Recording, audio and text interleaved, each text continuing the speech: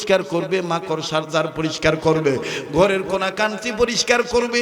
পরিষ্কার করতে যাইয়া আমার বন্ধুগণ মিথিলা নজরে যখন কোরআন শরীফ পড়ল, মিথিলা ডাক দিয়ে বলে, ঘটনা কি? কোরআন শরীফকে আনলো?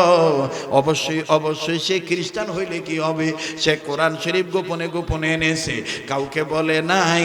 এটা আমি রাখতে পারবো না, দেখি আমার মা বাপকে জানাই। আব্বা আম্মা কি বলে? এবার মিথিলার বাবা মার কাছে ফোন দিল। মিথিলার বাপ মা ডাক দিয়ে বলে, শিগগিরই যদি স্বামীকে সারা জীবন আপন বানায় রাখতে চাও, জলদি করে কোরআন শরীফটা ডাস্টবিনে ফালায় দিয়া, কোরআন শরীফটা নোংরা জায়গায় ফালায় দিবি, এটা ঘরে রাখবি না। মিথিলা বাবা মার কথা মোতাবেক কোরআন শরীফ ডাস্টবিনে ফেলে দিয়ে আসলো। আমার বন্ধুগণ মুসলিম যুবক এবার বাড়িতে আসলো। বাড়িতে আসিয়া বিকেলবেলা প্রতিদিনের ন্যায় যখন ওই জায়গায় কোরআন শরীফ দেখতে গেছে, যে দেখে জায়গা আছে, জায়গায় কোরআন নাই।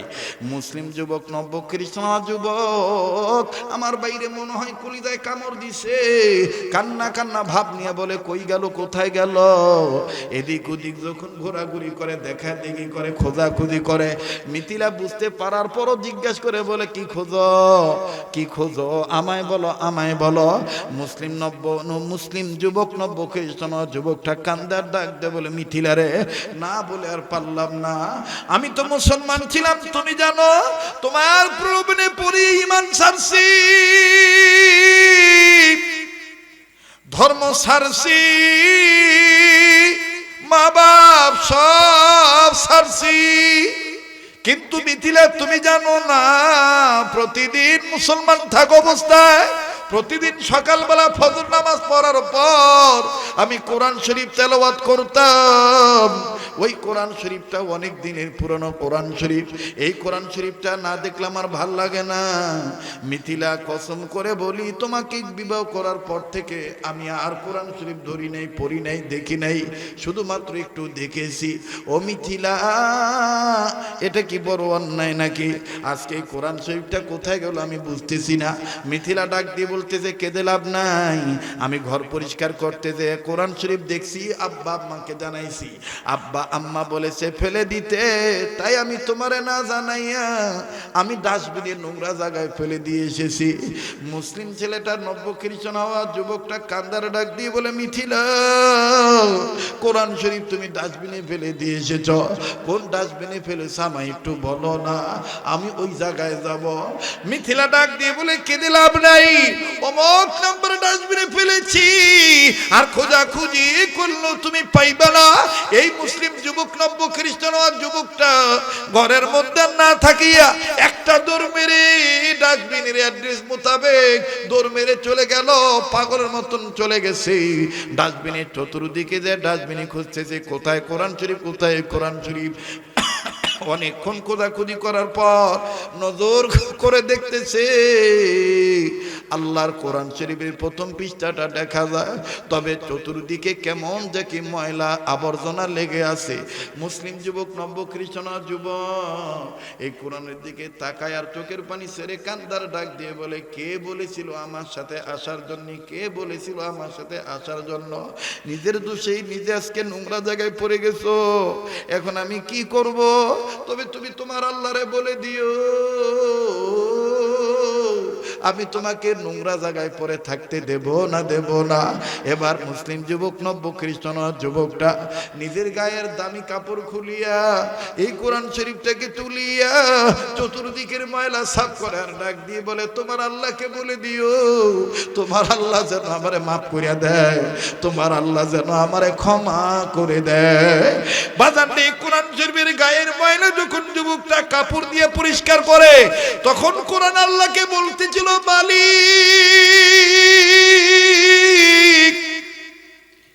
এই দুনিয়ার সৌন্দর্যের প্রলোভনে পড়িয়া ছেলেটা দিয়েছিল ঈমান ছাড়িয়া, কিন্তু আমার মহব্বত ছাড়ে নাই। আমার ভিতরে তো তোমাকে ভয় করার কথা বলেছ, আল্লাহ তোমাকে একটু হলেও ভয় করে। আমি কোরআন তোমায় বলতেছি, তুমি না বলেছো লা তাকনা তুমি রহমাতিল্লাহ, আল্লাহ আমার গায়ের নোংরা জিনিস পরিষ্কার করার বরকতে বদৌলতে এই ছেলেটার কলবের ময়লা পরিষ্কার করে দাও, হেদায়েত দিয়া দাও, ঈমান নামক দৌলত তার অন্তরে আবার দিয়া দাও। চিৎকার দিয়া বলেন সুবহানাল্লাহ। বাজান এই কোরআন শরীফ বুকে নিয়া এ বন্ধু খালি গাই নিজ গৃহের দরজার সামনে যখন দাঁড়াইলো, মিথিলা তখন দেখলো কোরআন তার বুকে। মিথিলা ডাক দিয়ে বলে, কি ব্যাপার, ডাস্টবিন থেকে এটাকে তুলে এনেছো? বাপ মা বলেছে কোরআন নিয়ে আর ঘরে ঢুকতে পারবা না, হয় কোরআন থাকবে, হয় কোরআন নিয়ে থাকবা, নাইলে আমার নিয়ে থাকবা। এবার মুসলিম যুবক নব্য খ্রিস্টান যুবক কান্দার ডাক দিয়ে বলে, তোমার বাবা মাকে বলে দিও আমি আর খ্রিস্টানের ঘরে ঢুকবো না। তোমাকে পাওয়ার জন্য তোমার বাবাকে সাক্ষী রেখে বাইবেল হাতে নিয়ে ধর্ম ত্যাগ করেছিলাম, এখন তোমাকে সাক্ষী রেখে কোরআন হাতে নিয়ে খ্রিস্টান ধর্ম ত্যাগ করলাম, এক আল্লাহর প্রতি ঈমান আবার নবায়ন করলাম। নারায়ে তাকবীর, নারায়ে তাকবীর। বিল কুরআনিল আযীম ওয়া নাফা'না ওয়া ইয়্যাকুম বিল আয়াতি ওয়াজ যিকরিল হাকীম।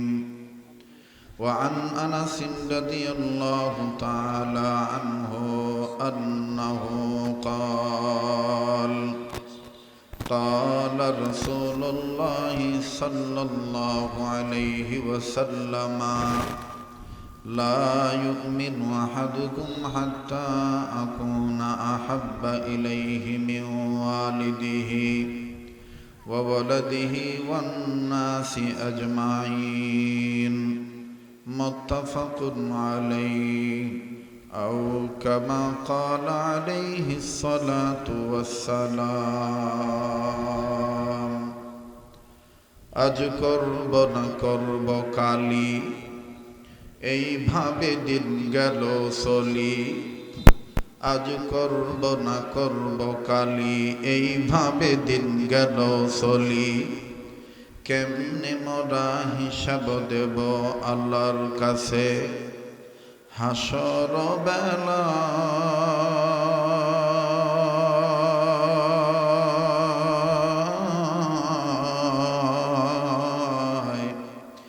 দিন ফুরিয়ে যায় রে আমার, দিন ফুরিয়ে যায়।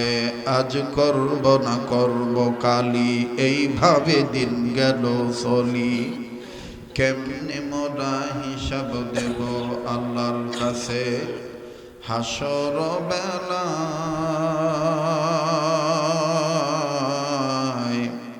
দিন ফুরিয়ে যায় রে আমার, দিন ফুরিয়ে যায়। হস্তে দুনিয়া বর মিসালে কন্তরা বগজর জুয়ে গরতো দারি রো বারা। আয়ুষ ইশরাত के लिए इंसान ही याद रख तो बंदा है मेहमान ही। दार फानी की सजावट पुर न जा, नेकियों से अपना असली घर सजा। जिंदगी रा सर्फ करदम दर बाजारे तिफलगी, ही से हासिल मन करदम दर हयाते जिंदगी। बट बृक्षे कुल समफल के बहाल दिवस राते दक्षिण हिमेल बायु।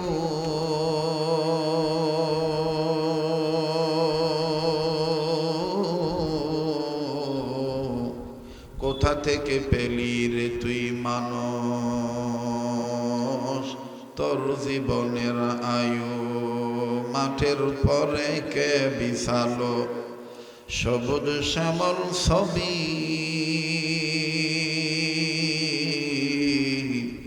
সকাল বেলায় কে উঠায় রে আবির রঙ্গা রবি।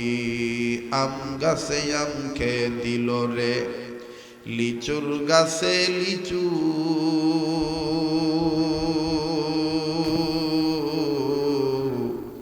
আপন রব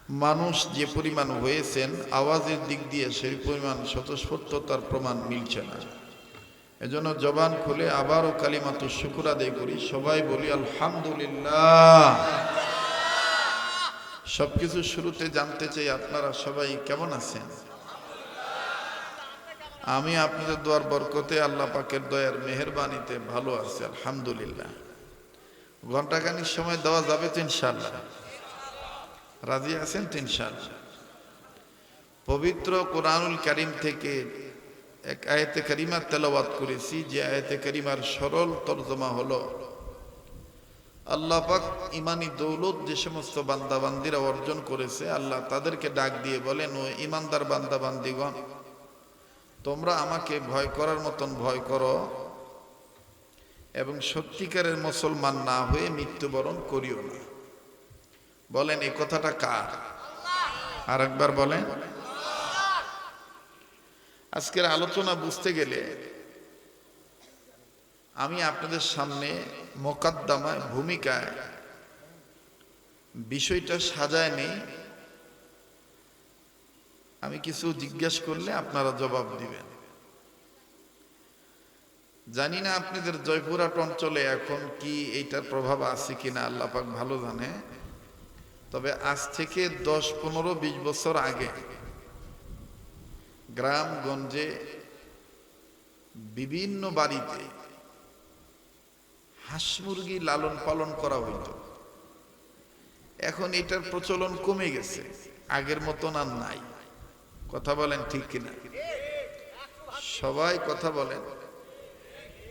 হাঁস মুরগি সবার বাড়িতে লালন পালন হইতো কম বেশ, কিন্তু আগের মতন আর এখন নাই, কমে গেছে। যাই হোক, কমুক আর বাড়ুক, আপনাদের কাছে আমি যেটা বুঝাইতে চাই, যেটা বুঝার জন্য আমি বুঝানোর জন্য চেষ্টা করতেছি, আল্লাহ যেন সাহায্য করে। হাঁস মুরগি যেই ঘরে থাকে, আপনাদের জয়পুরহাট অঞ্চলের আঞ্চলিকতায় এই ঘরটাকে কি বলেন আপনারা? ঘরা। হাঁস মুরগির ঘরা বলেন, বলেন হাঁস মুরগির ঘরা। আবার যদি অন্য একটা অঞ্চলে যান, বগুড়া অথবা নওগাঁ অথবা গাইবান্ধা, ওই সমস্ত অঞ্চলে কোন জায়গায় বলে খোপ, কোন জায়গায় বলে খোয়ার, কোন জায়গায় বলে ঘর। আর আমাদের নারায়ণগঞ্জ, ঢাকা, গাজীপুর এই সমস্ত অঞ্চলে বলে আতাইল। তো মাশাআল্লাহ, খুব ভালো হইল, থ্যাংক ইউ। আমি ভাবছিলাম ঘূর্ণিঝড় হইতেছে, তাই না? ঠিক আছে, ওটার দরকার নাই। আর মাইকের সাউন্ডটা আরেকটু কমায় দাও, আরেকটু কমায় দাও।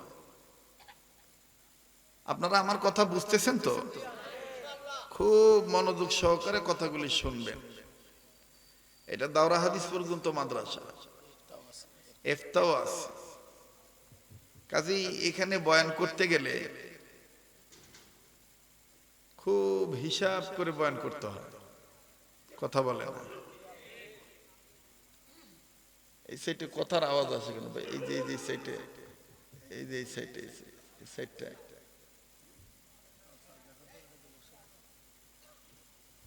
তো হাঁস মুরগি যেই ঘরে থাকে আপনাদের অঞ্চলের আঞ্চলিকতায় এটাকে বলা হয় ঘরা। বলেন কি? মুরগির ঘরা। এই মুরগির ঘরাতে রাত্রিকালীন অবস্থায় হাঁস মুরগি যখন থাকে, কোনটা হাঁসা, কোনটা হাসি, কোনটা মুরগা, কোনটা মুরগি, কোনটা ডিম দেয়, কোনটা ডিম দেয় না, এটা কিন্তু কোনো তফাৎ থাকে না, সব একসাথেই থাকে। কথা কন। সকাল যখন হয়, এই মুরগির ঘরার মুখ যখন বাড়িওয়ালা গৃহিণী অথবা গৃহকর্তা যখন খুলে দেয়, হাসা হাসি মুরগা মুরগি সব একসাথে বের হয়। তখন বাড়িওয়ালা মন চাইলে কিছু দেয়, খায়, পাইলে খায়, না পাইলে না খায়। আপন গতিতে পাখনা মেলে চলে যায়। সারা দিন আর এই মুরগির ঘরায় মুরগি হাঁস আসে না। তবে আসে 11টা, 11:30, 12টা যখন বাজে, তখন এক ধরনের মুরগি আসে। সে মুরগি হলো ডিম পাড়া মুরগি। কথা কানের বা আমার দিক তাকান, কি মুরগি? ডিম পাড়া মুরগি। এই ডিম পাড়া মুরগি এসে সরাসরি ঘরাট ঢোকে না। ঘরাট না ঢুকে দেখবেন বাড়িঘর তুলে ফেলে, সিগন্যাল দেয় যে আমার পেটে বেদনা উঠছে, ডিম দিমু কোথায়। কথা কয়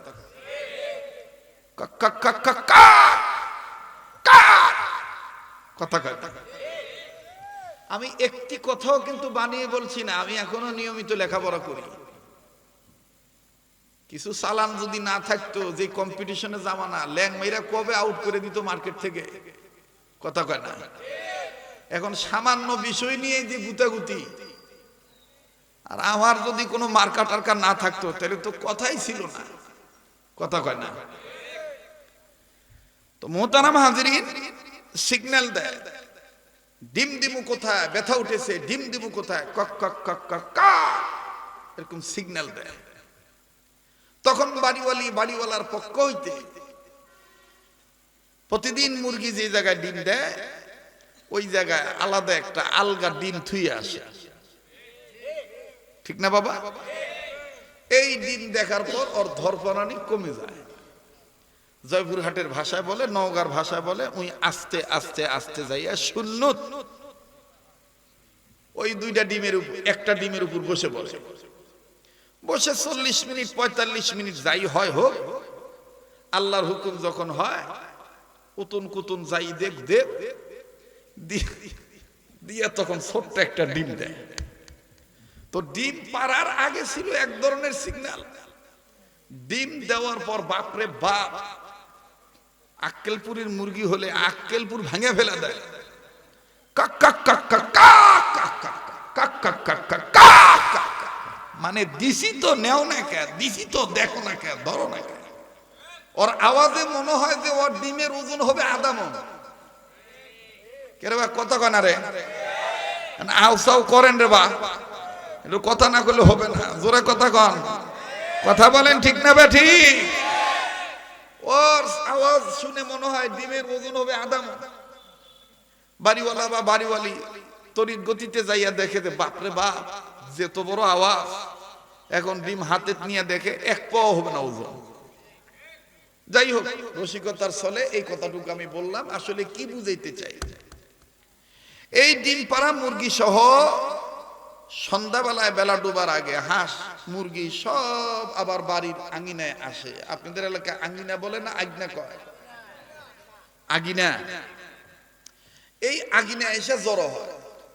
আপনারা দেখছেন কিনা জানি না, যখন বাড়িওয়ালা অতিষ্ঠ হয়ে বলে যে এই মরাগুলা ঘর ঢোকে না কেন রে, যেমন ভালো বিছনা, এক মুরগি যে বিছনা পায়খানা করে দেয়, গাছের ডালে উঠে বসে থাকে, ঘরের চালের উপর বসে থাকে। ঠিক না বাবা? তো এরপরে যখন আরেকটু আঁধার হয় তখন সব এক জায়গায় জমা হয়। জমা হওয়ার পরে যেটা বুড়ানি মুরগি বা মোরগ মাথাটা উঁচু করে দিয়ে সিগন্যাল দেয়, ও মালিক, সকালবেলা যে কয়টা বডি আমাদেরকে ছেড়ে দিয়েছিলেন এখন একটু গণনা করে দেখেন ঠিক আছে না নাই। তখন বাড়িওয়ালি গুনে দেখে ঠিক আছে না নাই। গোনার পরে হ্যাঁ ঠিক আছে, সব ঘরে ঢুকে আপনার মুখটা আটকায় দেয়। ভাই, আমার প্রথম দিকের কথা শেষ। আমি এটা দিয়ে কি বুঝাইতে চাই যে আয়াতে কারিমা তেলাওয়াত করেছি, এই মুরগি হাঁস মুরগি যে ঘরে থাকে সে ঘরটার নাম মুরগির ঘরা। আবার বিকেল বেলা এই মুরগির ঘরে আসে, তারা তাদের আপন ঘরে আসে। আমি আপনি আদম সন্তান দুনিয়াতে আসার আগে মায়ের পেট নামক একটা ঘরায় ছিলাম। কথা বলে, এই মায়ের পেট নামক ঘোরাতে থাকতে কে হিন্দু, কে মুসলমান, কে বৌদ্ধ, খ্রিস্টান, কে ধনী, কে গরিব, এগুলো কোনো মাইন বিচার ছিল না। যারা মুসলমানের ঘরে জন্ম নিয়েছে তাদেরকে বলা হয় মুসলমানের সন্তান, আর যারা হিন্দুর ঘরে জন্ম নেয় তাদেরকে বলা হয় হিন্দুয়ানি সন্তান। কথা বলেন ঠিক কিনা ভাইরা? এই মায়ের পেট নামক ঘোরা থেকে দুনিয়াতে আসার পরে আমরা যারা মুসলমান ঈমান নামক দৌলত অর্জন করেছি, আল্লাহ পাক আমাদেরকে ডাক দিয়ে বলেন, ও ঈমানদার বান্দা বান্দিগণ, ইত্তাকুল্লাহ, আমাকে ভয় করো, হাক্কা তুকাতিহি, ভয় করার মতন ভয় করো। আর একটা কাজ করিও, সেটা কি? ওয়ালা তামুতুন্না ইল্লা ওয়া আনতুম মুসলিমুন, সত্যিকারের মুসলমান না হইয়া কবর নামক ঘরায় আসিও না, মরিও না। আগে ছিলাম মায়ের পেট নামক ঘরা, আবার আরেকটা ঘরায় আমাদের ঢুকতে হবে আল্লাহর হুকুমে নির্ধারিত টাইমে, সেটা হলো কবর নামক ঘরা। এই কবর নামক ঘরাতে ঢোকার আগে আল্লাহকে ভয় করার মতন ভয় করতে হবে, আর সত্যিকারের মুসলমান না হয়ে মৃত্যুবরণ করা যাবে না। এটা কার নির্দেশ? যারা বলেন কার নির্দেশ? ইয়া আইয়ুহাল্লাযীনা আমানু তাকুল্লাহ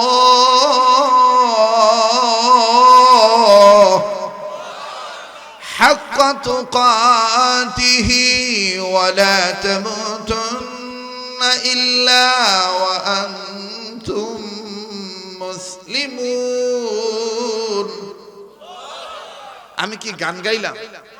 আমি কি তেলাওয়াত করলাম? বলেন, কোরআন তেলাওয়াত ভালো লাগে না খারাপ লাগে? কোরআন তেলাওয়াত যখন মুমিনগণের সামনে করা হয়, মুমিনগণের দিল আল্লাহর ভয়ে নড়ে ওঠে, তাদের কাছে থাকা ঈমান বেড়ে যায়। কেননা মুমিনেরা সর্বাবস্থায় আল্লাহর উপরই ভরসা রাখে। কথা বলেন ঠিক কিনা? তো যাদের ঈমান বাড়ে তাদের জবান দিয়ে আল্লাহু আকবার আসতে হয় না, জোরে হয়।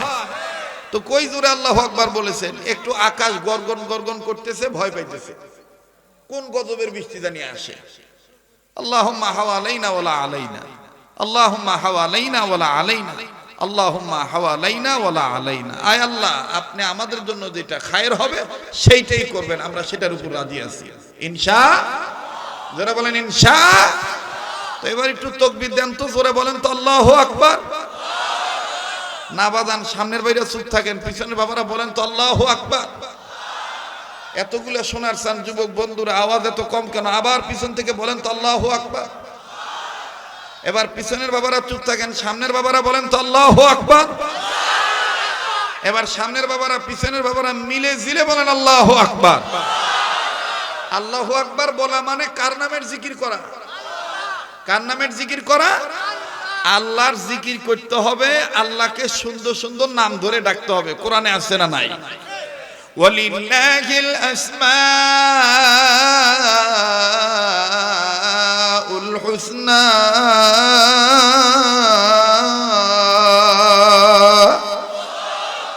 হুয়াল্লাহুল্লাযী লা ইলাহা ইল্লাহু আলিমুল গায়বি ওয়াশ শাহাদাতি হুয়ার রহমানুর রহিম। জানা থাকলে পড়েন না, সওয়াব হবে, গুনাহ তো আর হবে না।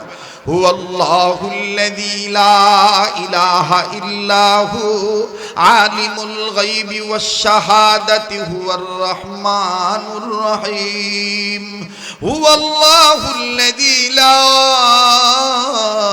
ইলাহা ইল্লাহু আল মালিকুল কুদ্দুসুস সালামুল মুমিনুল মুহাইমিনুল আজিজুল জব্বারুল মুতাকাব্বির সুবহানাল্লাহি আম্মা ইউশরিকুন।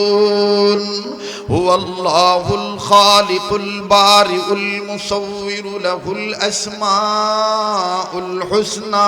পড়েন আসমাউল হুসনা, পড়েন না, জবানটা খোলেন না। আসমাউল, সবাই আসমাউল হুসনা। হুয়াল্লাহুল খালিকুল বারিউল মুসাউবিরু লাহুল আসমাউল হুসনা। আসমাউল হুসনা ইউসাব্বিহু লাহু মা ফিস সামাওয়াতি ওয়াল আরদ ওয়া হুয়াল আজিজ আজিজুল হাকীম। বাহর দিন ওয়া বাহর দুনিয়া বাহর নাম আল্লাহ আল্লাহ করদবায়াদু ওয়াসসালাম। বাহর দিন ওয়া বাহর দুনিয়া বাহর নাম আল্লাহ আল্লাহ করদবায়াদু ওয়াসসালাম। अल्लाह अल्लाह क्या मुबारक नाम है, अल्लाह अल्लाह मोमिनों का गोलमों का आशिकों का काम है। अस्माउल हुस्ना पढ़ेन, अस्माउल अल्लाहु अकबर। अल्लाह ताला से बंदा के माफ করে দেয়। তাই ইসলামী মাহফিল আসছি তো মাপ পাওয়ার জন্য, কথা কয় না, সংশোধন হওয়ার জন্য, ঠিক কি না বলেন? তো এদিক ওদিক তাকায় লাভ নাই। আবার বলেন আল্লাহকে ভয় করার মতন ভয় করতে হবে। নির্দেশ কার? সত্যিকারের মুসলমান না হয়ে মৃত্যুবরণ করা যাবে না। নির্দেশ কার? আমার আল্লাহ বলেন আজ থেকে বহু বছর আগে এই দুনিয়ার জমিনে মানুষগুলোকে সৃজন করেছি আল্লাহ রাব্বুল আমিন দুনিয়ার জমিনে পাঠায় দিলেন। বন্ধুগণ আমার, এই মানুষগুলি দুনিয়ার জমিনে চলে আসার পরে বিদ্যা বুদ্ধির বারে আত্মহমিকা করে দাম্ভিকপূর্ণ জীবন গঠন করে।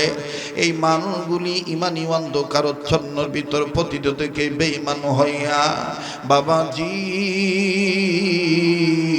এই মানুষগুলি আল্লাহ রাব্বুল আমিন আইন কানুন মানা বাদ দিয়া মানুষগুলি বাপ দাদার ধর্ম লাত মানা তুজাবল সরস্বতী আফ্রোদতি, কেউ বাবার কালী, কেউ বাবার মহাদেব, কেউ বাবার ঠাকুর, কেউ বাবার দুর্গা, কেউ বাবার রঙ্গি, কেউ বাবার তঙ্গি, কেউ বাবার রঙ্গ, কেউ বাবার সঙ্গ, কেউ বাবার গাছের পূজা, কেউ বাবার মাছের পূজা। নানান মানুষ নানাবিধ দেব দেবীর পূজা করতে করতে মানুষ যখন অসভ্য হয়ে গেল, আরে বাজান তৎকালীন সময়ের সভ্য মানুষগুলোকে সভ্য বানাবার জন্য, ভদ্র মানুষগুলোকে ভদ্র বানাবার জন্যে, বেঈমান মানুষগুলোকে ইমানদার বানাবার জন্যে, আল্লাহ ভোলা মানুষগুলোকে আল্লাহ ওয়ালা করার জন্যে আমার আল্লাহ রাব্বুল আমিন তার কুদরতি পার্লামেন্টের সিদ্ধান্ত অনুযায়ী দুইটা নিয়ামত আল্লাহ দুনিয়ার জমিনে পাঠিয়ে দিলেন। আল্লাহ বলেন ইয়া আইয়ুহান নাসু কাদ জাআকুম বুরহানুম মির রাব্বিকুম ওয়া আনজালনা ইলাইকুম নূরাম মুবিনা।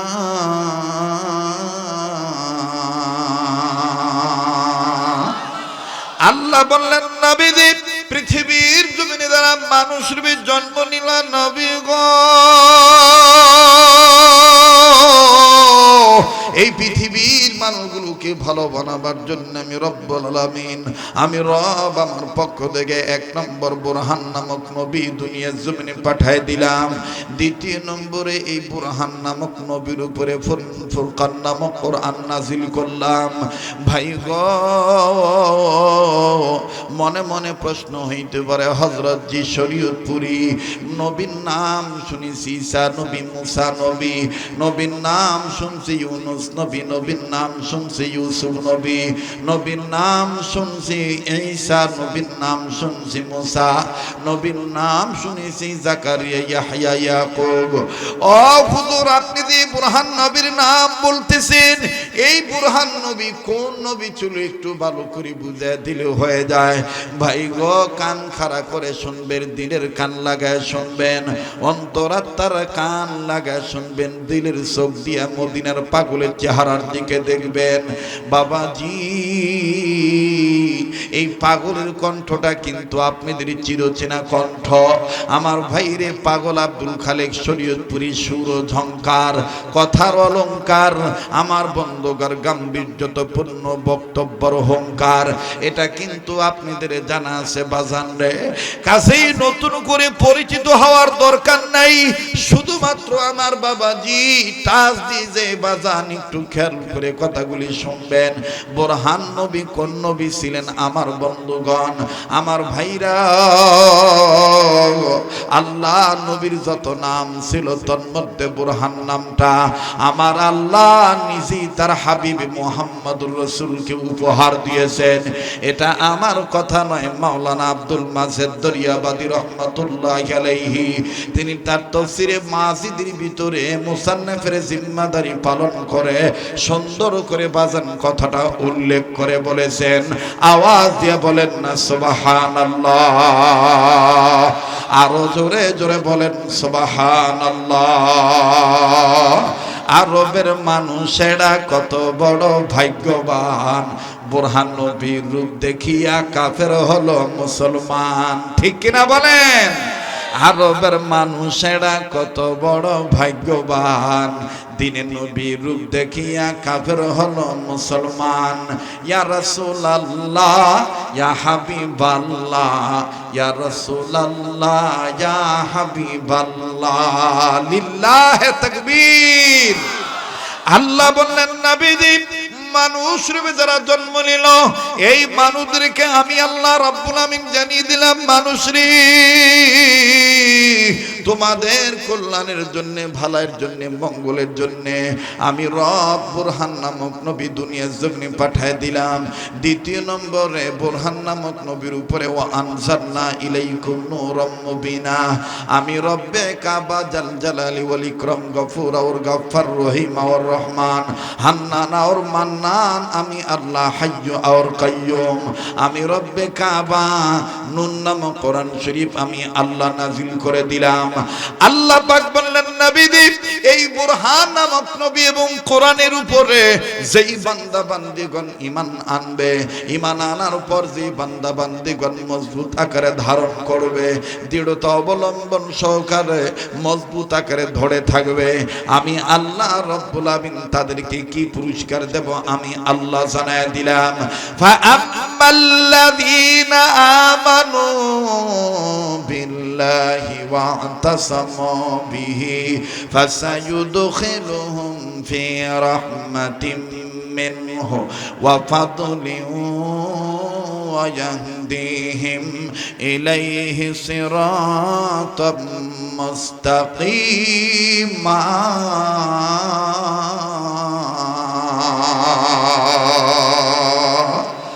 আল্লাহ পাক বললেন নবীজি এই দুই জিনিসের উপরে আপনি নবীর উপরে এবং আপনার উপর যে guide book complete code of life মুকাম্মাল নিজামে হায়াত পরিপূর্ণ জীবন ব্যবস্থা, এক কথায় আপনি নবীর উপরে এবং কোরআনের উপরে যারা ঈমান আনবে, ঈমান আনার পর যারা মজবুত আকারে ধারণ করবে, যারা মজবুত ভাবে ধরে থাকবে, আমি আল্লাহ পাক তাদের জন্য বলে দিলাম এই বান্দা বান্দীদেরকে রহমতের কোলে তুলে নেব, জান্নাতে যাওয়ার সোজা রাস্তা আমি আল্লাহ দেখায় দেব। আওয়াজ দিয়ে বলেন না সুবহানাল্লাহ। এখানে শেষ নয়, আল্লাহ রাব্বুল আমিন সূরাতুল বাকারার 221 নম্বর আয়াতের শেষ অংশের দ্বারা আল্লাহ পৃথিবীর মানুষদেরকে জানায় দিলেন, পৃথিবীর মানুষ রে তোমরা যদি আমি আল্লাহর আহ্বানে সাড়া দাও, এইরকম আল জামিয়াতুল ইসলামিয়া মার্কাজুল উলুম মাদ্রাসায় ছাত্র ছাত্রী দাও, আলেমদের সাথে সুসম্পর্ক তৈরি করো, আমার ডাকে যদি সাড়া দাও আমি আল্লাহ তোমাদেরকে দুইটা জিনিস পুরস্কার দেব। আল্লাহ বলেন ওয়াল্লাহু ইয়াদউ ইলাল জান্নাতি ওয়াল মাগফিরাতি বিইজনিহি ওয়া ইউবাইয়িনু আয়াতিহি লিন-নাসি লাআল্লাহুম ইয়াতাযাক্কারুন।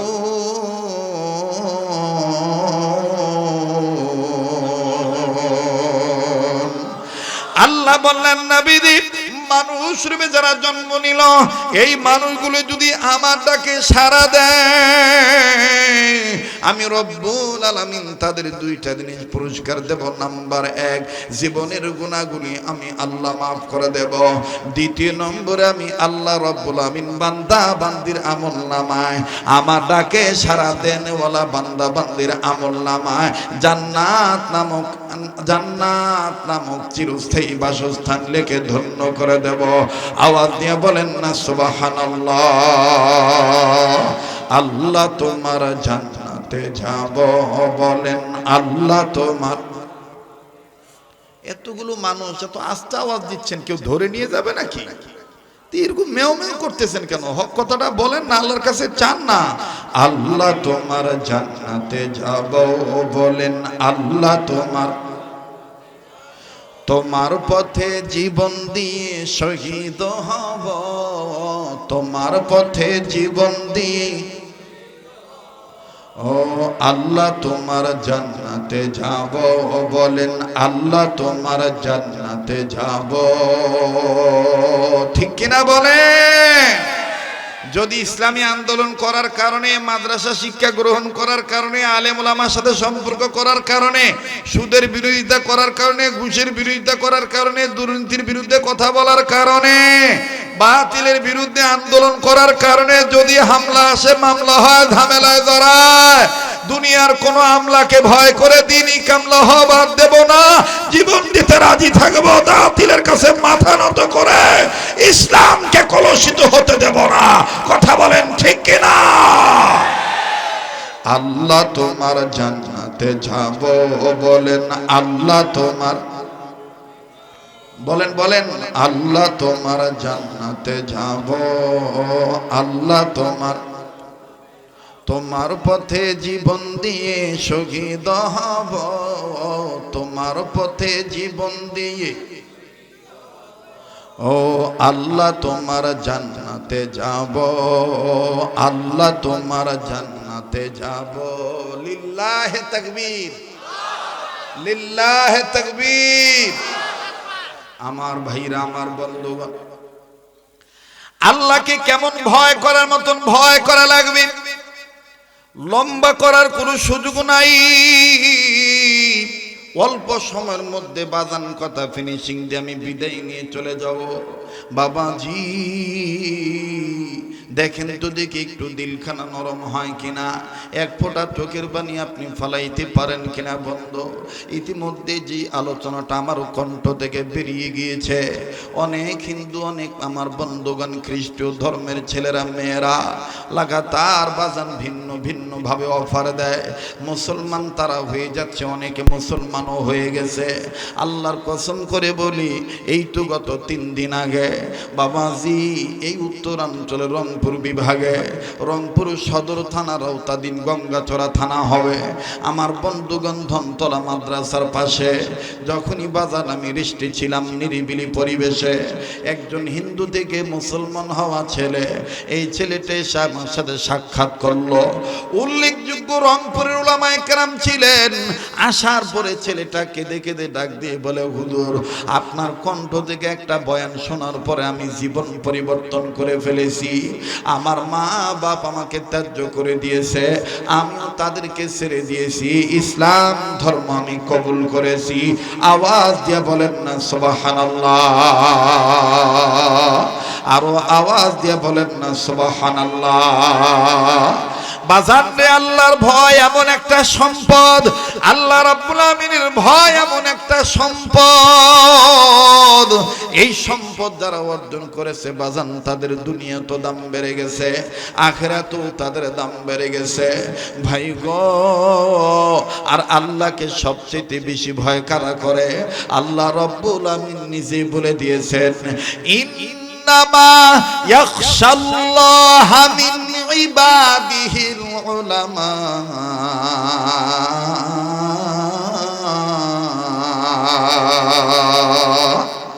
নিঃসন্দেহে উলামায়ে কেরামগণ আমি আল্লাহকে বেশি ভয় করে।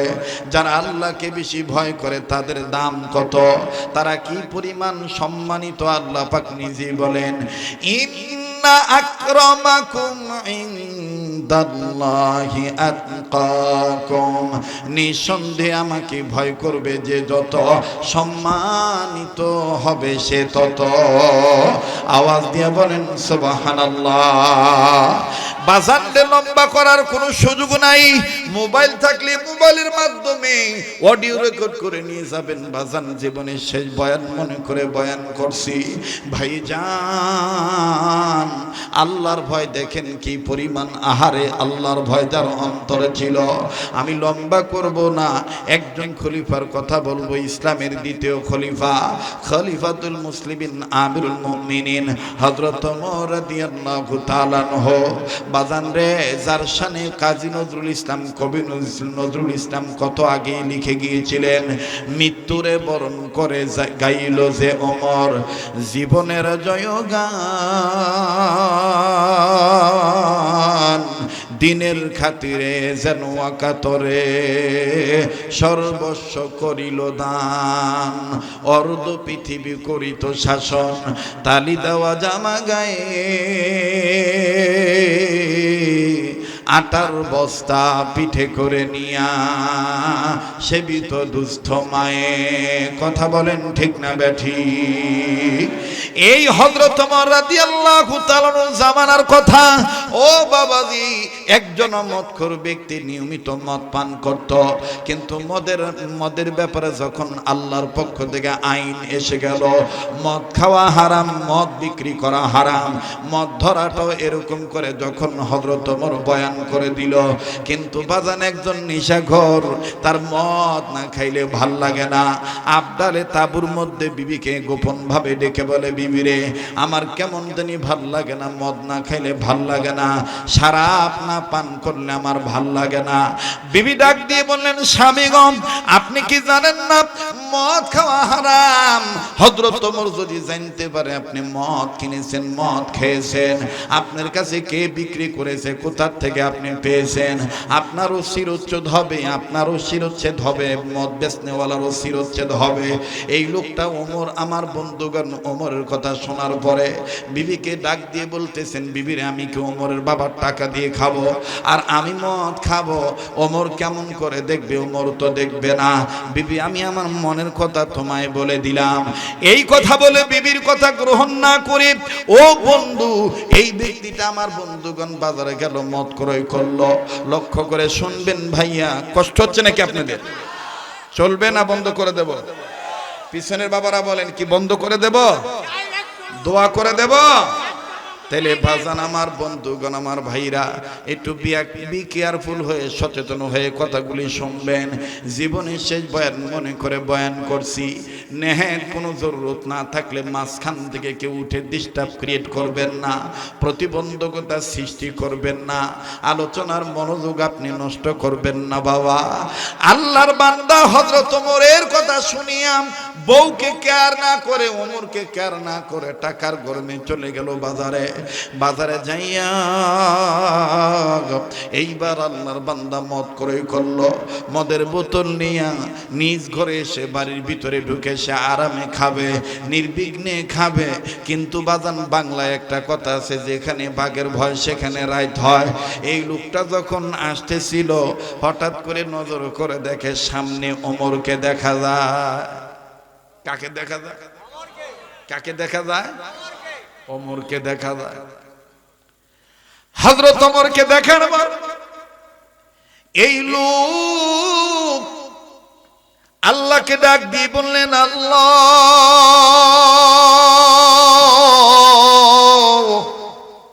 বিবির কথা আমি প্রাধান্য দেই নাই আল্লাহ, এখন দেখি বিপদ আমার ঘাড়ে চলে আসলো আল্লাহ।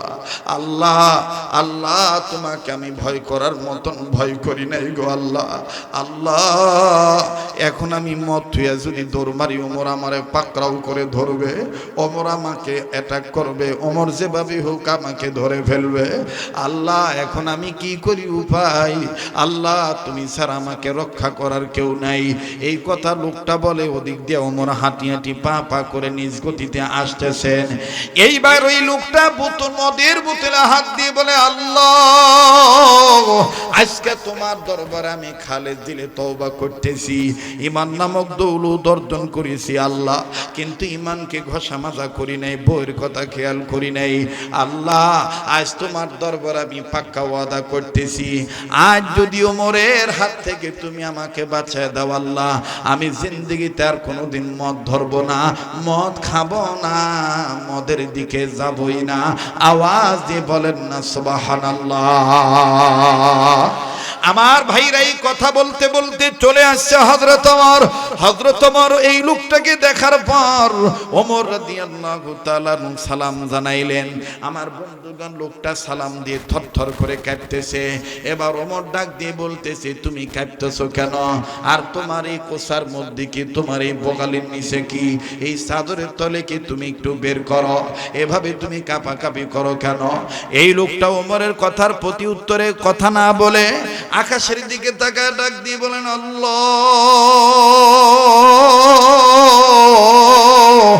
আজ যদি তুমি আমারে ওমরের দরবার থেকে আমারে বাঁচায় দাও, আল্লাহ, জিন্দেগিতে আমি আর মদ খাবো না।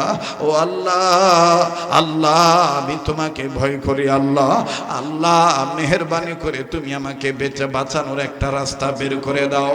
আমার ভাইরা লোকটা ডাক দিয়ে বললেন, আল্লাহ। ওমর জিজ্ঞেস করেছে, আমার এখানে কি এখন আমি মিথ্যা কথা বলবো?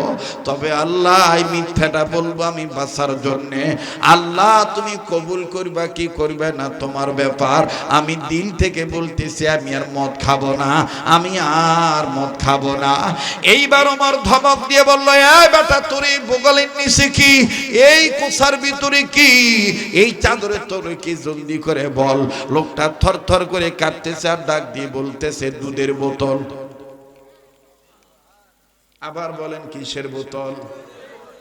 ওরে বিধির বিধান মানবে যারা, বিধির বিধান মানবে যারা, বিধি তাদের ডাকে দিবে সারা।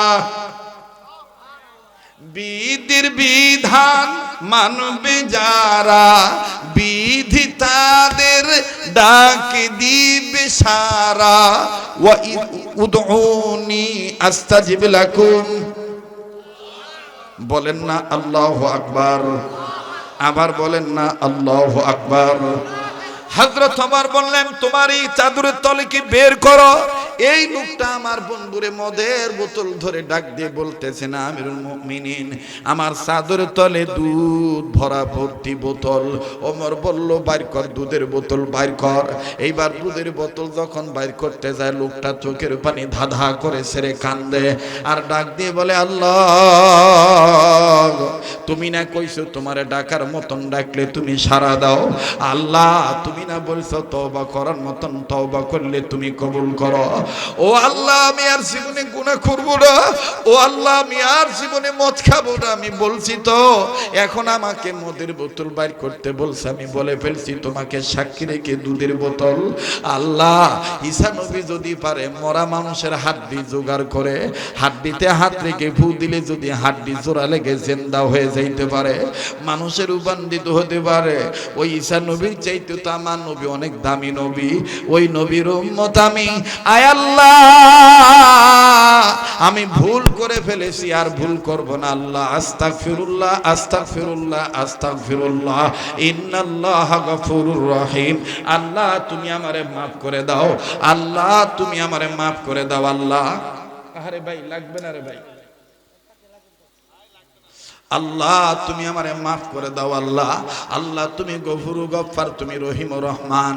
আল্লাহ, তুমি আমাকে মাফ করে দাও গো আল্লাহ। হযরত ওমর বলে, এই বেটা, তুই কি কস বুটুর বুটুর করে, বাইর কর। কষ্ট হচ্ছে আপনাদের? একটু মনোযোগী হয়ে যান, ঠিক আছে তো? ইনশাআল্লাহ আমার দিল বলতেছে মাহফিল কবুল হয়ে যাবে ইনশাআল্লাহ। এখানে কে যেন আল্লাহ আল্লাহ হয়ে বসে আছে, ওই একজন নেককার ব্যক্তির উসিলা আল্লাহ আমাদেরকে আজকে মাফ করে কবুল করতে পারে। কথা বলেন ঠিক কিনা? তাই আল্লাহকে মায়া করে একটা ডাক দেন তো, বলেন তো আল্লাহ। আবার বলেন তো আল্লাহ। লিল্লাহে তাকবীর। আল্লাহকে ভয় করার মতন ভয় করতে হবে, নির্দেশ কার? জি, আমি আপাতত মদের বোতল, দুধের বোতল হইল কি হইল না, এই কথাটা আমি আসাদুল্লাহ হুজুরের কাছে জমা রাখলাম। কথা আরেকটা ঢুকে গেছে মাথা, না বললে ভাল লাগবে না। বলবো? কথা বলে না, বলবো? জি, current affairs, current world, current news, কিছু মাসিক পত্রিকা আছে, বেশিরভাগ ইংরেজি, অনেক তথ্য এখানের মধ্যে আছে। আমার ভাইরা, আমার বন্ধুগণ, আল্লামা তকি উসমানী দামাত বারাকাতুল আলিয়া উনি তার এক কিতাবের মধ্যে ইসলাহি খুতবা হিসাবে উনি উম্মতের ইসলার জন্য একটা ঘটনা এইভাবে লেখেন। আমি সেটা আপনাদেরকে শুনাইতেছি।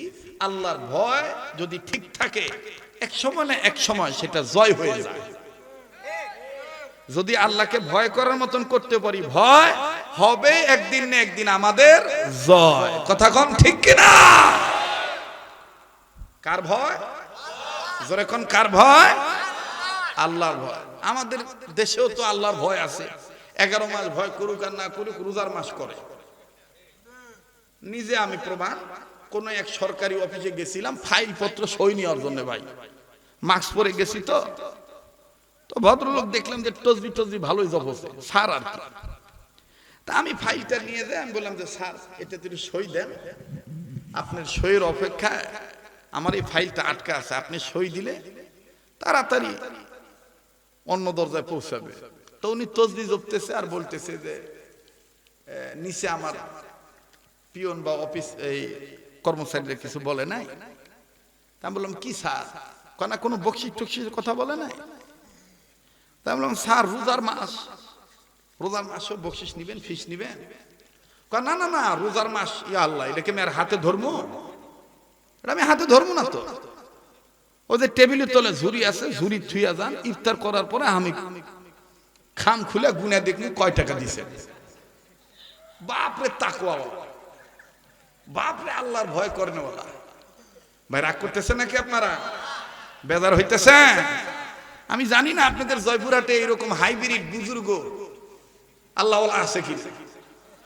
হাইব্রিড বুজুর্গ দেখবেন হঠাৎ হঠাৎ মুসল্লি হয়েছে ভাই, হঠাৎ মুসল্লি হাওলাত করে টুপি মাথায় দিছে, টুপি তেরিয়া হয়ে আসে, ওইটাই মনে করেন আসসালামু আলাইকুম, আসসালামু আলাইকুম, কথা কয় না। এগুলো হলো হাইব্রিড বুজুর্গ। যাই হোক, ওদিকে না যাই, এদিক তাকান। এটা তো আর বার্ষিক ওয়াজ মাহফিল না যে গভীর রাত পর্যন্ত ওয়াজ হবে। শর্টকাটে অল্প কথা বলে আমি আপনাদেরকে ছেড়ে দেবো ইনশাআল্লাহ। তবে বিষয়টা মনে রাখবেন, আমরা মায়ের পেট নামক খোপড়ার থেকে বের হইছি, ঘোড়ার থেকে বের হইছি, আবার কবর নামক ঘোড়ায় যাওয়া লাগবে। কিন্তু যাওয়ার আগে দুইটা কাজ আমাদের সঠিকভাবে করা লাগবে। আল্লাহকে ভয় করার মতন ভয় করতে হবে, আর সত্যিকারের মুসলমান না হইয়া কবর নামক ওই ঘোড়ায় ঢোকা যাবে। এটা কার নির্দেশ? আল্লাহর নির্দেশ। আমার ভাইরা, আমার বন্ধুরে, পৃথিবী বিখ্যাত ভার্সিটি, ও বন্ধু, এই ভার্সিটিতে হিন্দু, মুসলমান, খ্রিস্টান, বৌদ্ধ সকল ধর্ম বর্ণ নির্বিশেষে সবার ছেলে মেয়ে লেখাপড়া করে। ভাই গ একটু গভীর মনোযোগী হয়ে শুনবেন বাবা। কোনো খ্রিস্টান ছেলে থাকলে মনে কষ্ট নিবেন না, কোনো হিন্দু ভাই যদি মাইকের আওয়াজ শুনে বয়ানটা শুনেন কষ্ট নিবেন না। আল্লাহর ভয় যদি কোনো না কোনোভাবে অন্তরে থাকে, মাঝে মধ্যে ভুল হয়ে যাইতে পারে, কিন্তু আল্লাহকে ভয় করার দরুন আল্লাহ রব্বুল আমিন এক সময় আপনার কপালে জয়ের নাম লিখে দিবে। আল্লাহ আপনার কপালে, আপনার গলায় বিজয়ের মালা পরায় দিবে। কেমনে দেয় রে বন্ধু? একটু গভীর মনোযোগী হয়ে শোনা চাই বাবা। এদিক সেদিক নজর দিবেন না। কেউ উঠে গেলে উঠে যেতে দিবেন বন্ধু, কারো যাওয়া দেখে কেউ যাবেন না। জীবনে শেষ বয়ান মনে করে বয়ান করছি, তবে এটাও সত্য কথা, একজন ব্যক্তি সবার কাছে ভালো হইতে পারে না। আমার বন্ধুগণ সবাই যে আমার মহাব্বতের তাও না, আমিও যে সবাইকে ভালোবাসি তাও না বাবা। তবে রে বন্ধু, আমাদের আজকের ভালোবাসা, এই মহাব্বত একমাত্র আল্লাহ এবং আল্লাহ রাসূলের জন্য হবে। দ্বীনি প্রতিষ্ঠান, ধর্মীয় প্রতিষ্ঠান, মাদ্রাসার জন্য হবে, আলেমদের জন্য হবে। এই জন্য বাজান আমি কথাটা শর্ট করে সংক্ষেপে বুঝাই দিই। ওই ভার্সিটিতে হিন্দুদের ছেলে মেয়েও পড়ে, মুসলমানের ছেলে মেয়েও পড়ে, বাজান খ্রিস্টানের মেয়েও পড়ে। কিন্তু আশ্চর্যজনক ঘটনা, একজন খ্রিস্টান মেয়ে এতই সুন্দরী রে ভাইয়া, এই খ্রিস্টান মেয়েটা যখন ওই কলেজে ঢোকে, কলেজের স্টুডেন্ট, কলেজের টিচার, কলেজের সকল স্টাফ এই সুন্দরী মানুষটার, সুন্দরী নারীটার চেহারার সৌন্দর্য দেখে আমার বন্ধুগণ কিং কর্তব্য বিমূঢ় অবস্থায় পড়ে যায়। সবাই কেমন জানি অপলগ্নে তাকিয়ে থাকে। আরে বন্ধু আমার ভাইরা, এই মেয়েটা এত সুন্দর খ্রিস্টান মেয়ে, নাম হলো, তার মূল নাম হলো মিথিলা। বাপ আমার বন্ধুগণ, মেয়েটা সুন্দরী হওয়ার কারণে, দেখতে সুন্দর হওয়ার কারণে বাবা আদর করে সোহাগ করে মেয়েটাকে নাম ধরে ডাক দেয় বিউটি বলে, আর মা মেয়েটাকে নাম দেয় ডাক দিয়ে বলে সুইটি। আমার বন্ধুরে মূল নাম হলো মিথিলা, আর সুন্দরী বেশি হওয়ার কারণে বাপ আদর করে বলে বিউটি, মা তারে আদর করে বলে সুইটি। এ বন্ধু, কেন আমি ওনাদের কথা বলবো, আমাদেরই কথা বলি বাবাজি। আমাদেরই যদি কোনো ছেলে মেয়ে দেখতে একটু নাদুস নুদুস হয়, দেখবেন আসল নাম থুইয়া কত নাম ধরে বলি, আমার সান রে, আমার আসমান রে, আমার তারা রে, আমার কলিজা রে। কথা কয় না, দেখতে নাম মনে করেন আলমাস, আলমাস কয় না, দেখবেন আদর করে উলি বাবা আমার কলিজা রে টুটুরি। কেবল কথা কস না রে, জোরে কথা কন না, আদর করে একেবারে একবার দেখবেন এরকম ফিকা মারে, আবার নিচে নামা, আবার মানে কি খাবে না গিলবে আল্লাহ জানে, ঠিক না? ওই খ্রিস্টান মেয়েটার বাবা মা, মেয়েটার চেহারা সুন্দর হওয়ার কারণে, দেখতে ভালো হওয়ার কারণে বাপ তারে আদর করে নাম ধরে ডাকে বিউটি বলে, আর মা তারে নাম ধরে ডাকে সুইটি বলে। মূল নাম হলো তার মিথিলা। পয়েন্ট মনে রাখবেন বাবা। তবে ভাববেন না হুজুর মদের বোতল, দুধের বোতলে দুধে বোতল ভর্তি হলো কিনা, এই কথাটা কি আপনি বলবেন কি বলবেন না? বাজান, আমি ভুল হওয়া ব্যক্তি নয়। আল্লাহ রব্বুল আমিন যদি ইনশাআল্লাহ দয়া করেন, আমি পাই করে আপনাদেরকে কথাটা আমি ফিনিশিং দিয়ে যাব। বাবাজি, এই বিউটি আর সুইটি নামক একটাই নাম হলো মিথিলা। এই সুন্দরী মেয়েটা যখন কলেজে একদিন গেল বাবা, একদিনের ঘটনা, টিচার স্টুডেন্ট সবাই তার চেহারার দিকে তাকায় আছে, মুসলমান ছেলেরাও তার চেহারার দিকে তাকায় আছে। ও বন্ধু, সব ছাত্র তার দিকে তাকায় আছে, কিন্তু একটা মুসলিম ছেলে, কপালে তার নামাজের সেজদার দাগ, মুখে তার লম্বা দাড়ি। বাবাজি, চেহারাখানা বেশ নুরানি ভাব। এই আমার বন্ধুগণ, এই ছেলেটা পরহেজগার মানুষ, দিলে তার আল্লাহর ভয় আছে। এই মিথিলার দিকে তাকায় না। আশেপাশের বন্ধুরা ডাক দিয়ে বলতেছে, কিরে ভাই, তোর মনে কি কোনো প্রেম নাই? তুই কেন মিথিলার দিকে তাকাস না? দেখ, যখন এই মিথিলা কলেজে ঢুকে, ক্লাস করা বন্ধ হয়ে যায়, সবাই তার রূপের লাবণ্যতায়, তার কিরণে সবাই পাগল হয়ে যায়। তুই কি এমন মানুষ, তোর ভিতরে কোনো কি প্রেম ভালোবাসা নাই? একবার দেখ, তুই মিথিলার দিকে দেখ। আরে বন্ধু, বন্ধুদের পাল্লায় পড়ে এই মুসলিম যুবক আমার বন্ধুরে একবার দেখার জন্য তাকাইলো। যখনই তাকাইলো বাজান, এই মিথিলা রূপবতী কন্যা, রাজকন্যা, রাজ ফ্যামিলির সন্তানের এই বিউটি আর সুইটির চেহারার সৌন্দর্য দেখে এই যুবকটা বাজান আলহামদুলিল্লাহ বলে ফেলল। আশেপাশের বন্ধুরা বলে, ঘটনা কি, তুই আলহামদুলিল্লাহ পড়লি কেন? এই মুসলিম যুবক ডাক দিয়ে বলে, ভাই রে, এই মিথিলার সুন্দর চেহারা দেখে তোরা ভুলে গিয়েছিস রবের কথা। আমি ওর সৌন্দর্য দেখার পর আমি যত নিয়মিত কোরআন তেলাওয়াত করি, ওই কোরআন কারীমের তরজমা আমি পড়ি, কোরআনের প্রত্যেকটা সূরার আয়াতের অর্থ আমি পড়ি, শানে নজুল পড়ি, তাফসীর পড়ি। এর মধ্যে মিথিলাকে দেখার পরে, এর সৌন্দর্য দেখার পরে আমার নজর চলে গেছে সূরা ইউসুফের দিকে। এই মিথিলা তো কি সুন্দর, এর চেয়ে বেশি সুন্দর আমার আল্লাহ পয়গম্বর ইউসুফকে আল্লাহ পাক সুন্দর করে বানাইছেন। এই জন্য আমি বললাম আলহামদুলিল্লাহ। আওয়াজ দিয়া বলেন না সুবহানাল্লাহ। এই মহিলা তো কি সুন্দর, এর চাইতে বেশি সুন্দর করে আল্লাহ বানাইছেন পয়গম্বর ইউসুফকে। এই কথাটা আমার দিলে জাগ্রত হয়েছে, এই জন্য আমি শুকরিয়া আদায় করলাম আলহামদুলিল্লাহ। ভাই আপনি যতই ভালো থাকতে চান, কিছু শয়তানি লোক আছে আপনাকে ভালো থাকতে দিবে না। এই চ্যাংড়া যখন বলছে আলহামদুলিল্লাহ, সাথের লোকজন ডাক দেখে বাপরে দরবেশ আছে না, ভালো সোল, বিড়ি খায় না, বিড়ির ধোঁয়া সহ্য করতে পারে না। গতবার দেখছি বিড়ি খায় না, এবার দেখি ওর প্যাকেটও সাদা বেনসনের প্যাকেট। কে রে বা, কতদিন থেকে রে? কয় হুজুর সমস্যা নাই হুজুর, গন্ধ নাই, গন্ধ নাই হুজুর, এটা সাদাড়া সাদাড়া। রাগ করতেছেন নাকি? বেদার হইতেছে? কে চলে গেলে চলে যেতে দে। আপনারা তো জানেন আমি আস্তে আস্তে বয়ান করালো, আমি তাড়াহুড়া করি, কথা কয় না। কি ঘুমাইছেন নাকি? তাহলে আবার একটু সবাই জাগ্রত হয়ে তাকবীর দেন তো, বলেন তো আল্লাহু আকবার, আবার বলেন তো আল্লাহু আকবার। তো ওই ছেলেটা যতই ভালো থাকতে চাক, আসলে শয়তানের দালাল আছে, ওরা ভালো থাকতে।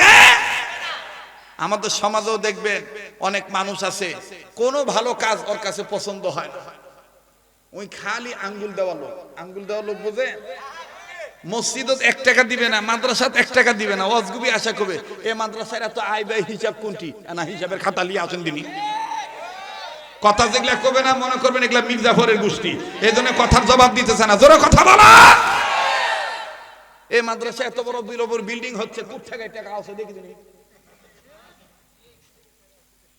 হ্যাঁ, অজগুবি এসে খাতা সা, অজগুবি এসে এই দোষ সেই দোষ, এই দোষ সেই দোষ, মানে সেই দোষ, মাথা ঠিক নাই।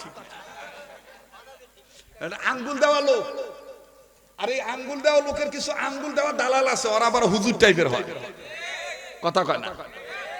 এই আঙ্গুল দেওয়া লোকের পিছনে আঙ্গুল দেওয়া কিছু হুজুর আছে দালাল টাইপের, আর এই আঙ্গুল দেওয়া দালাল হুজুরদের জন্য আজকে ইসলামে এই দুর্দশা। এখন আঙ্গুল দেওয়া হুজুরের প্রয়োজন নাই, জীবন দেওয়া হুজুর দরকার, রক্ত দেওয়া হুজুর দরকার, কথা বলেন ঠিক কিনা? রাগ করলেন নাকি? বেদার হইলে রক্ত দেওয়া হুজুরের দরকার। রক্ত কারা দিয়েছেন? রক্ত দিয়েছেন কাসেম নানুতুবি, রক্ত দিয়েছেন হোসেন আহমদ মাদানী, রক্ত দিয়েছেন আমার বন্ধুগণ, আমার ভাইরা ইমামে আজম আবু হানিফা রাহমাতুল্লাহি আলাইহি, রক্ত দিয়েছেন ইমাম আহমদ ইবনে হাম্বল রাহমাতুল্লাহি আলাইহি, রক্ত দিয়েছেন ইমাম বুখারী রাহমাতুল্লাহি আলাইহি, রক্ত দিয়েছেন ইমাম তিরমিজি রাহমাতুল্লাহি আলাইহি, রক্ত দিয়েছেন সাহাবায়ে কেরাম, রক্ত দিয়েছেন আউলিয়া কেরাম, রক্ত দিয়েছেন পয়গম্বর, রক্ত দিয়েছেন এই ভারত উপমহাদেশের অনেক বুজুর্গ উলামায়ে কেরাম। কাজেই আমরা আমাদের পূর্বপুরুষদের ঐতিহ্যকে ধরে রাখতে যাইয়া মাদ্রাসার পক্ষে থাকবো, মসজিদের পক্ষে থাকবো, দাওয়াত ও তাবলীগের পক্ষে থাকবো, হক্কানি ওলিদের পক্ষে থাকবো।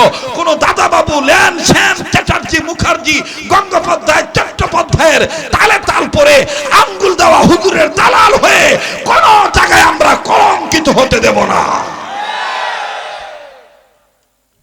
কষ্ট হইল নাকি আপনাদের? বেদার হইলেন? মাশাআল্লাহ। চাচা দেখো জি বাবা, চাচা ডাইরেক্ট, চাচার রক্ত গরম। এতটুকুন হক কথা যদি না বলতে পারি তাহলে আর ওয়াজ করে লাভ কি? দেখেন তো কে কে জবাব দেয় না। এতটুকুন হক কথা যদি না বলতে পারি তাইলে আর ওয়াজ করে লাভ কি, ইমামতি করে লাভ কি?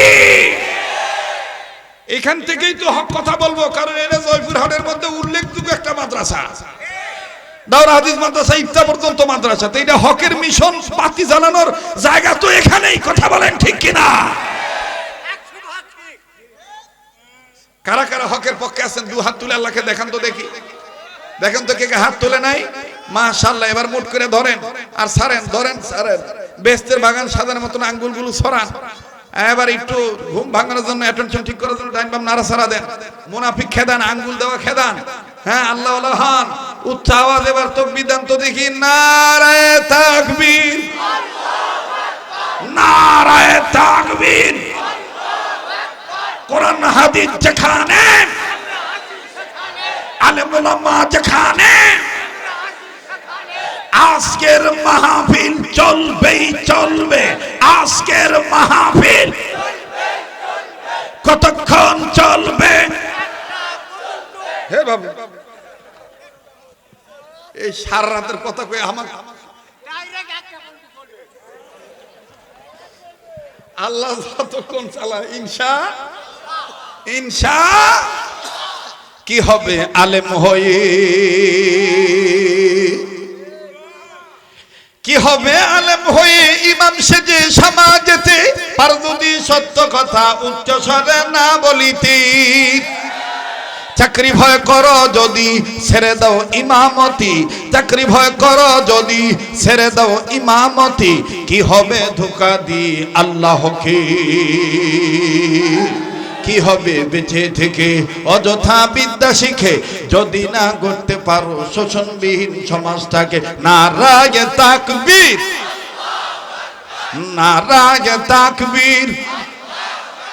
কি হবে ছাত্র সেজে চুমু খেয়ে সনদ খানা, যদি হ্যাঁ বিদ্যালয়টা খুনি লোকের আড্ডা খানা। কি হবে ছাত্র সেজে চুমু খেয়ে সনদ খানা, যদি হ্যাঁ বিদ্যালয়টা খুনি লোকের আড্ডা খানা। এর থেকে মরাই ভালো দেশ ছেড়ে যাওয়াই ভালো, এর থেকে মরাই ভালো দেশ ছেড়ে যাওয়াই ভালো। কি হবে ধোঁকা দিয়ে বিবেকটাকে, কি হবে বেঁচে থেকে, কি হবে বেঁচে থেকে, কি হবে বেঁচে থেকে অযথা বিদ্যা শিখে যদি না করতে পারো শোষণবিহীন সমাজটাকে। নারায়ে তাকবীর। কি হবে নামাজ রোজা ইমানদারির বড়াই করে, যদি ওই খোদার কালাম অকেজ হয়ে থাকে পড়ে। মসজিদের কোনায় বসে জিগিজত কর কষে, মসজিদের কোনায় বসে জিগিজত কর কষে, এভাবে যায় না পাওয়া আল্লাহকে, এভাবে যায় না পাওয়া আল্লাহকে। কি হবে বেঁচে থেকে অযথা বিদ্যা শিখে যদি না করতে পারো শোষণবিহীন সমাজটাকে। নারায়ে তাকবীর, নারায়ে তাকবীর।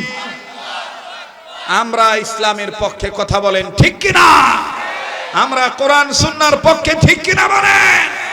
আর এর নাম হলো কাকে ভয় করা? যারা বলেন কাকে ভয় করা? আমার ভাইরা, আমার বন্ধুরে, এইবারই মুসলিম যুবক যখনই আমার বন্ধুগণ মিথিলার দিকে তাকায় থাকলো, ভাই গো, পাশের বন্ধুরা ডাক দিয়ে বলতেছে কিরে দোস্ত দেখতে কেমন? বলে এই জন্যই তো আল্লাহ শুকরিয়া আদায় করলাম। বলে ধর সাপোজ একটা কথা বললাম, যদি ওরে বিয়ে করার সুযোগ পাস বিয়ে করবি কিনা বল। মুসলিম যুবক ডাক দিয়ে বলতেছে যদি তোরা বলো আমি তারে প্রেমের প্রস্তাব নয় ডাইরেক্ট বিয়ার প্রস্তাব দেব। এবার মুসলিম যুবকের মুসলিম বন্ধুরা ডাক দিয়ে বলতেছে ভাই রে, এটা কোশ্চিন কেন সম্ভব হবে না, কেননা তুমি আমি মুসলমান, সে হলো খ্রিস্টান, তার বাবা মা মেনে নিবে না, ঝামেলা হয়ে যাবে। আরে বন্ধু, এইবারে মুসলিম যুবক ডাক দিয়ে বলতেছে তোমরা যদি সক্ষমতা দেখাও আমি নিজে যাইয়া তাকে, আমি তাকে প্রেমের প্রস্তাব নয় বিবাহের প্রস্তাব দেব। এরে বন্ধু, এই মুসলিম যুবকটা ক্লাস বিরতি হওয়ার পর, কলেজ বন্ধ হওয়ার পর, কলেজ যখন ছুটি হয়ে গেল, মুসলিম যুবক মিথিলার কাছে যাইয়া আস্তে করে ডাক দিয়ে বলতেছে মিথিলা, আমি তোমাকে বড় পছন্দ করে ফেলেছি, রাজি যদি থাকো আমি তোমাকে বিবাহ করতে চাই। মিথিলা ছেলেটার দিকে তাকিয়ে বলে তোমার নাম না উমর, তুমি না মুসলমান ফ্যামিলির সন্তান, আমিও কিন্তু তোমাকে অনেক ভালোবাসি, আমিও তোমাকে অনেক পছন্দ করি, কেননা এই কলেজের মধ্যে তোমার রেজাল্ট অনেক ভালো, কয়েক দিয়ে তুমি অনেক অগ্রগামী, কয়েক দিক দিয়ে তুমি কয়েক দিক থেকে অনেক অগ্রগামী, আমিও তোমাকে অনেক লাইক করি, অনেক পছন্দ করি। কিন্তু সমস্যা হলো আমার বাবার, আমার মা, আমার বাপ মা মেনে নিবি কি নিবে না তা আমার জানা নাই। আর আমি এমন একটা মেয়ে, আমার বাবা মার কথার অবাধ্য হয়ে আমি কোনো কিছু করি না। এবার মুসলিম যুবক ডাক দিয়ে বলল তুমি যদি বলো আমি তোমার বাবা মার কাছে প্রস্তাব নিয়ে যাব, আমি নিজে তোমার বাবা মার কাছে প্রস্তাব নিয়ে যাব। মিথিলা ডাক দিয়ে বলল, আমার বাবা একটু রাগী মানুষ, আজকে রাত্রটা একটু ধৈর্য ধরো, আজকে আমি আমার মাকে ম্যানেজ করে নেই, আমার মায়ের মাধ্যমে বাবার কাছে খবরটা পৌঁছাই, দেখি বাবা কি বলে, এরপরে আমি তোমাকে বলবো। এবার মুসলিম যুবক ডাক দিয়ে বলল, শোনো, জীবনের যে কোনো মূল্য হোক, জীবনের যে কোনো বিনিময় হোক, আমি কিন্তু তোমারে চাই। আরে জয়পুরহাট সদর থানার বাইরা, আরে বাবাজি একটু খেয়াল করে কথাগুলি শোনো, খুব খেয়াল করে কথাগুলি শোনো, জীবনে শেষ বয়ান মনে করে বয়ান করছি। এইবার পরের দিন নয়, ওই রাত্রিতে মিথিলা বাড়িতে চলে গেল। ও বাজান, মিথিলা বাড়িতে যাইয়া তার মাকে ডাক দিয়ে বললেন, মা গো, আমার ভার্সিটিতে আমার রূপের সৌন্দর্য দেখে মুসলিম ফ্যামিলির একজন যুবক পাগল হয়ে গেছে। তবে যুবকটা আমাদের কলেজের মধ্যে অনেক নাম করা যুবক, ভালো তার লেখাপড়ার রেজাল্ট, দেখতো অনেক হ্যান্ডসাম, আমার কাছে মোটামুটি তাকে অনেক ভাল লাগে। মা দেখলেন মেয়েটা আমার ওই ছেলেটার প্রতি যেহেতু সামান্য হলেও উইক আছে, একটু দুর্বল আছে। এবার মা ডাক দিয়ে বলল, মিথিলা রে, তোর বাবাকে ম্যানেজ করার দায়িত্ব আমার, তবে তুই আগে কোনো কথা বলিস না। বাজান, আমি কি দিয়ে কি বুঝাইতে চাই একটু খেয়াল করে শুনবেন বাবা। মূল হলো আল্লাহর ভয়, মূল হলো আল্লাহকে ভয় করা। আল্লাহকে ভয় করলে দেখেন কোনো ঝামেলা হইল, আল্লাহ পরবর্তীতে তাকে এটা ভালো করায় দেয়। একটু খেয়াল করবেন বাবা। আরে বন্ধু, এইবার পরের দিন মিথিলা যখন তার মাকে বলছে, মা তার বাবাকে বলছে, বাবা ডাক দিয়ে বলতেছেন, আমার একমাত্র কন্যা সন্তান, এই মেয়েটা অসুখী হোক, এই মেয়েটা অশান্তিতে থাক, এটা আমি চাইব না। তুমি মিথিলাকে অবৈ দিয়ে বলে দিও, মিথিলা যে ছেলেটাকে পছন্দ করেছে, এই ছেলের সাথে তার বিয়ে হবে, আর যেই ছেলে মিথিলাকে পছন্দ করছে ওই ছেলের সাথে মিথিলার বিয়ে হবে। তবে এখানে একটা কথা হলো, যেহেতু মুসলিম ছেলে, মুসলিম ছেলেটাকে আগামীকালকে আমাদের বাড়িতে আসতে বলো, আমি মিথিলার বাবা হইয়া তার সাথে কিছু কথা বলবো, আমি কিছু শর্ত দেব, এই শর্ত মেনে নিলি আমি বাবা নিজেই আমার বিউটি তোমার সুইটি মিথিলাকে ছেলেটার হাতে তুলে দেব। এইবার মিথিলাকে যখন বলা হলো, মা মিথিলা, তোমার বাবার পক্ষে থেকে তোমার জন্য খুশখবরিয়া, তোমার বাবাকে আমি ম্যানেজ করে ফেলেছি, আগামীকাল তোমার ওই বন্ধুকে আমাদের বাড়িতে আসতে বলবা, আমি আর তোমার বাবা তোমার বন্ধুকে কিছু শর্ত দেব, তবে মুসলিম পরিবারের পক্ষ থেকে ছেলেটা একাই আসবে, কেউ যেন আর না আসে। এই বাচ্চা দুটোকে কিন্তু সরান্ত ভাই, অনেকক্ষণ ধরে এরা কথা বলতেছে, ডিস্টার্ব হচ্ছে, আলাদা করে দেব। মুসলমান ভাইরা আমার, খুব খেয়াল করে শুনবেন, গভীর মনোযোগী। এবার ডাক দিয়ে বলতেছেন, মুসলিম পরিবারের পক্ষ থেকে ছেলেটাকে একাই আসা লাগবে, দ্বিতীয় আর কেউ আসতে পারবে না। মিথিলা মাকে ধরে কান্দার ডাক দিয়ে বলে, মা, না জানি আবার আমার বন্ধুর কোনো ক্ষতি করো, বন্ধুটাকে নাকি আবার হত্যা করো। মেয়েটার মা ডাক দিয়ে বলে, মা মিথিলা, মা বাপ যদি কোনো কিছু করে সন্তানের জন্য সেটা ভালো হয়। ও মা, তুই আমি বেঁচে থাকতে তুই টেনশন করবি না, তোর বন্ধুর কোনো ক্ষতি হবে না। বাবাজি, এইবার মিথিলা পরের দিন যখন কলেজে গেল, কলেজ যখন বন্ধ হলো, মুসলিম যুবককে মিথিলা খুঁজিয়া খুঁজিয়া বের করিয়া, আবার যুবক মিথিলাকে খুঁজিয়া খুঁজিয়া পাইয়া, দুইজন একসাথে দাঁড়াইয়া মিথিলাকে যুবক ডাক দিয়ে বলে, কি ব্যাপার, তোমার বাবার খবর কি? বলে, তোমার জন্য বড় সুসংবাদ, গুড নিউজ, আমার বাবার রাজি আছে কিছু কিছু, তবে আমার বাবা বলেছে তোমাকে আমাদের বাড়িতে যেতে হবে, আমার বাবা তোমার সাথে কিছু কথা বলবে, তোমাকে শর্ত দিবে, এই শর্ত যদি যদি তুমি মেনে নাও তাইলে তোমার হাতে আমাকে তুলে দিবে। এখন তোমাকে আমার বাড়ি যাইতে হবে, তবে আমার বাবা আরো বলেছে তোমার ফ্যামিলির পক্ষ থেকে আর কেউ যাইতে পারবে না, তোমার একাই যাওয়া লাগবে। এবার এই মুসলিম যুবক ডাক দিয়ে বলে তোমাকে পাওয়ার জন্য যা করা লাগে আমি তাই করব। এবার এই মুসলিম যুবক সৌন্দর্যের প্রলোভনে পড়িয়া, বন্ধুদের পাল্লায় পড়িয়া মিথিলার বাড়িতে গেলেন চলিয়া। মিথিলার বাড়িতে যাওয়ার পর আস্তে করে বাজানরে বাইরে দিয়ে দরজা জানালা লাগানো হলো, মিথিলাকে আউট রুমে বসানো হলো। ওয়েটিং রুমে মিথিলাকে বসায় দিয়ে বলল তার বাবা মা তুমি অপেক্ষা করো, আমরা তোমার এই বন্ধুর সাথে কথা বলবো। মিথিলা বারবার বলে মা আমার বড় ভয় লাগে, না জানি আবার বন্ধুটার কোনো ক্ষতি করো তোমরা। বলে না না ভয় পাইস না, আমরা কোনো ক্ষতি করব না, যা করব তোর ভালোর জন্য করব। এবার বাবা মা মিলিয়া মায়ের পক্ষ থেকে দুইজনের পক্ষ থেকে একজনই কথা বলতেছি। মিথিলার বাবা ডাক দিয়ে বলে এই ছেলে, আমাদের মিথিলার ব্যাপারে তুমি কি আসলে অনেক দুর্বল?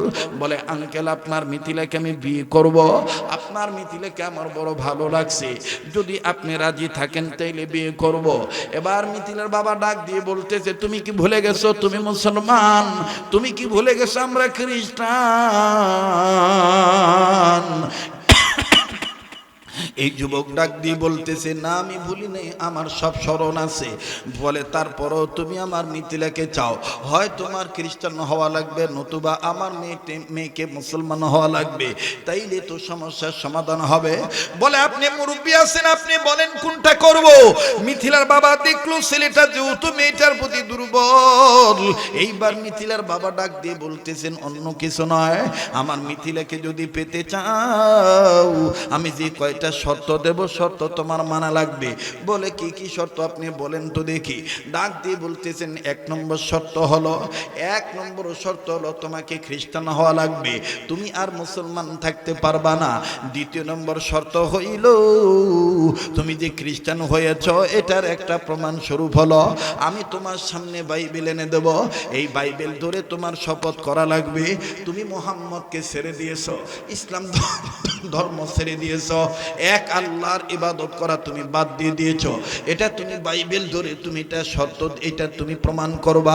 বলে আর কি শর্ত? বলে 3 নম্বর হলো তুমি যে খ্রিস্টান হয়েছ এটার প্রমাণ স্বরূপ আমরা তোমার জন্য শুকুরের গোশত বোনা করেছি, এই শুকুরের গোশত রান্না করেছি, বোনা করেছি, এই শুকুরের গোশত তোমার খাওয়া লাগবে আমাদের সামনে, তাইলে বুঝবো তুমি মুসলমান না, তুমি খ্রিস্টান হয়ে গেছো। বলে আর কি শর্ত? ডাক দিয়ে বলে আর একটা শর্ত হলো তোমার মুখে লম্বা দাড়ি, এই দাড়ি তোমার কেটে ফেলে দিতে হবে। এবার বলে আর কি শর্ত? বলে আরো শর্ত হলো তুমি যে খ্রিস্টান হয়েছো আমরা তোমার সামনে শরাব এনে দেবো, মদ এনে দেবো, এই মদ তুমি তোমার গায়ে ঢালবা, মদ দিয়ে তুমি গোসল করবা, আমরা তোমাকে মদ দিয়ে গোসল করার পর সর্ব অঙ্গ আমরা নিজেরাই তোমাকে তলে দেব, আমরা মুছার জন্য তোমাকে বস্তু দিব, তুমি মুছে ফেলবা। এবার বলে আর কি শর্ত বলেন তো দেখি। বলে আর একটা শর্ত হলো মিথিলাকে দিয়ে দেব, মিথিলার সাথে বিয়ে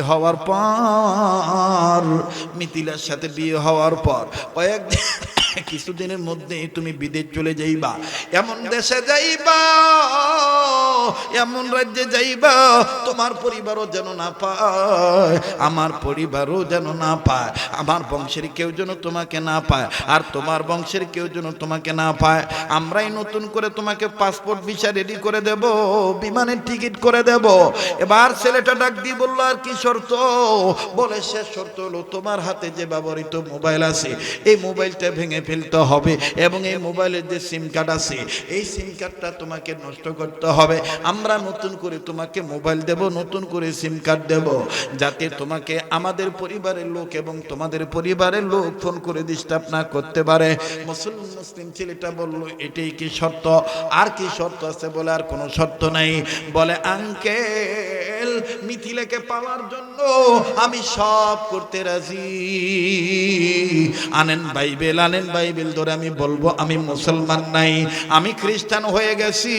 আনেন শুকুরের গোস্ত আমি খাবো। আনেন মদ দিয়ে আমি গোসল করব। আনেন আমাকে ব্যবস্থা দেন, আমি শেভ করব, দাড়ি কেটে ফেলবো। এবার ডাক দিয়ে বলতেছে, বলার পর বদন রে এই মুসলিম যুবক দুনিয়ার সৌন্দর্যের প্রলোভনে পড়িয়া খ্রিস্টান হয়ে গেল। বাবাজি বিয়ে শাদী কমপ্লিট হয়ে গেল। একটু গভীর মনোযোগী হয়ে শুনবেন বাবা। আবার বলছি পিছনের দিকে ফিরে নিয়ে যাই। অন্তরে যদি থাকে আল্লাহর ভয়, মাঝখানে ভুল হইল বাজান কোনো না কোনো উসিলায় আল্লাহ পাক আবার করে দেয় জয়। একটু খেয়াল করবেন বাবা, কোনো দিকে কোনো নজর নাই বন্ধু। বিয়ে শাদী হয়ে গেল। কিছুদিন পর বাবা যখন পাসপোর্ট ভিসা রেডি করে দিল, বিমানের টিকিটটাও রেডি করে দিল, এইবার মিথিলার হাতে টিকিট দিয়ে ডাক দিয়ে বলল, তুমি তোমার স্বামীকে নিয়ে জলদি করে এই দেশ ত্যাগ করা লাগবে, এই দেশের বাইরে দেশান্তরী হওয়া লাগবে, যেখানে খ্রিস্টানদের রাজ্য এই দেশে যাওয়া লাগবে, যে জায়গায় খ্রিস্টান মিশনারি আছে এই জায়গায় তুমি তোমার হাজবেন্ডকে নিয়ে যাইবা। এতটা সময় তোমাদের ফ্লাইট, এতটা সময় তোমাদের বিমান ছাড়বে। এই নাও টিকিট, এই নাও ভিসা, এই নাও পাসপোর্ট। মিথিলা তার হাজবেন্ডকে যে ডাক দিয়ে বলল, ওগো আমার হাজবেন্ড, ওগো আমার স্বামী, সব শর্ত মেনেছেন, এখন লাস্ট শর্ত। এই যে দেখেন আব্বার টিকিট আর পাসপোর্ট এনে দিয়েছে, এক্ষুনি আমাকে আপনাকে গুছায় নিতে হবে, নির্ধারিত টাইমে প্লেন ছাড়বে। আপনার কি বাসায় যাওয়া লাগবে?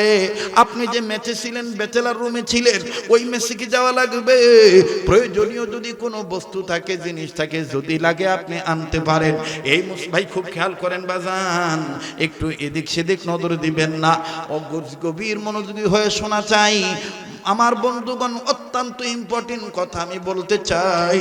এবার মুসলিম যুবক নব্য খ্রিস্টান হওয়া ছেলেটা ডাক দিয়ে বলল, মিথিলা আমার বাড়িতে তেমন কিছু নাই, আমার বাড়িতে তেমন কিছু নেই, তবে যা আছে সব গুছানো আছে। ঠিক আছে, আমার প্রয়োজনীয় কাগজপত্র এবং কাপড় চোপড় আমি নিয়ে আসি, আমি যাব আর আসবো, তুমি এদিক দিয়ে রেডি হও। এবার মুসলিম যুবক নব্য খ্রিস্টান হওয়া যুবকটা, আরে বন্ধু নিজ মহল্লায় যেই মসজিদে নামাজ আদায় করতেন, ইমাম সাহেবের সাথে গভীর একটা সম্পর্ক হয়ে গিয়েছিল।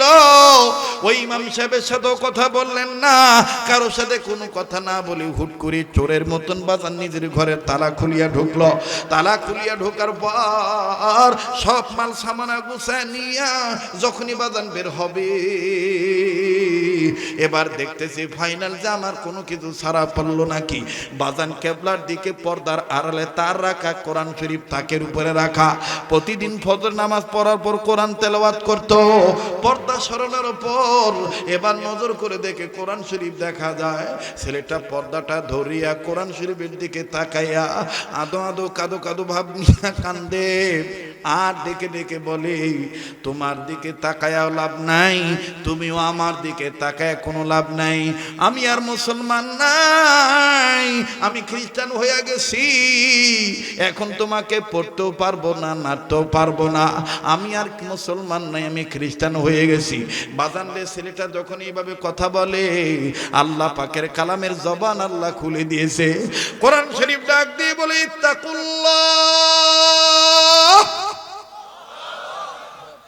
ইত্তাকুল্লাহ হাক্কা তুকাতিহি ওয়ালা তামুতুন্না ইল্লা ওয়া আনতুম মুসলিমুন। আমার ভাইরা, ছেলেটি বলতে যে ব্যাপার কি, কে কোরআন তেলাওয়াত করে? এক পর্যায়ে বাংলায় তাকে ডাক দিয়ে বলা হলো, আমার বন্ধুগণ, আমার মাতৃভাষার মতন আমার ভাইরা বুঝার জন্য বলতেছি, মূলত আসলে বাংলা ভাষা নয়, তার ভাষায় তাকে কোরআন ডাক দিয়ে বলতেছি, তুমি খ্রিস্টান হয়েছো তাতে কি হয়েছে? নাও না, আমাকে নিয়ে যাও, আমাকে ছেড়ে যাইও না, বিপদের দিন আমি তোমার কাছে লেগে যাব।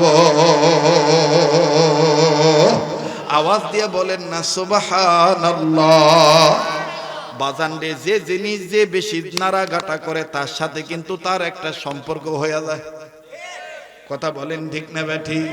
যদিও সেটার কম দাম, কিন্তু তার সাথে তার একটা মায়া হয়ে যায়।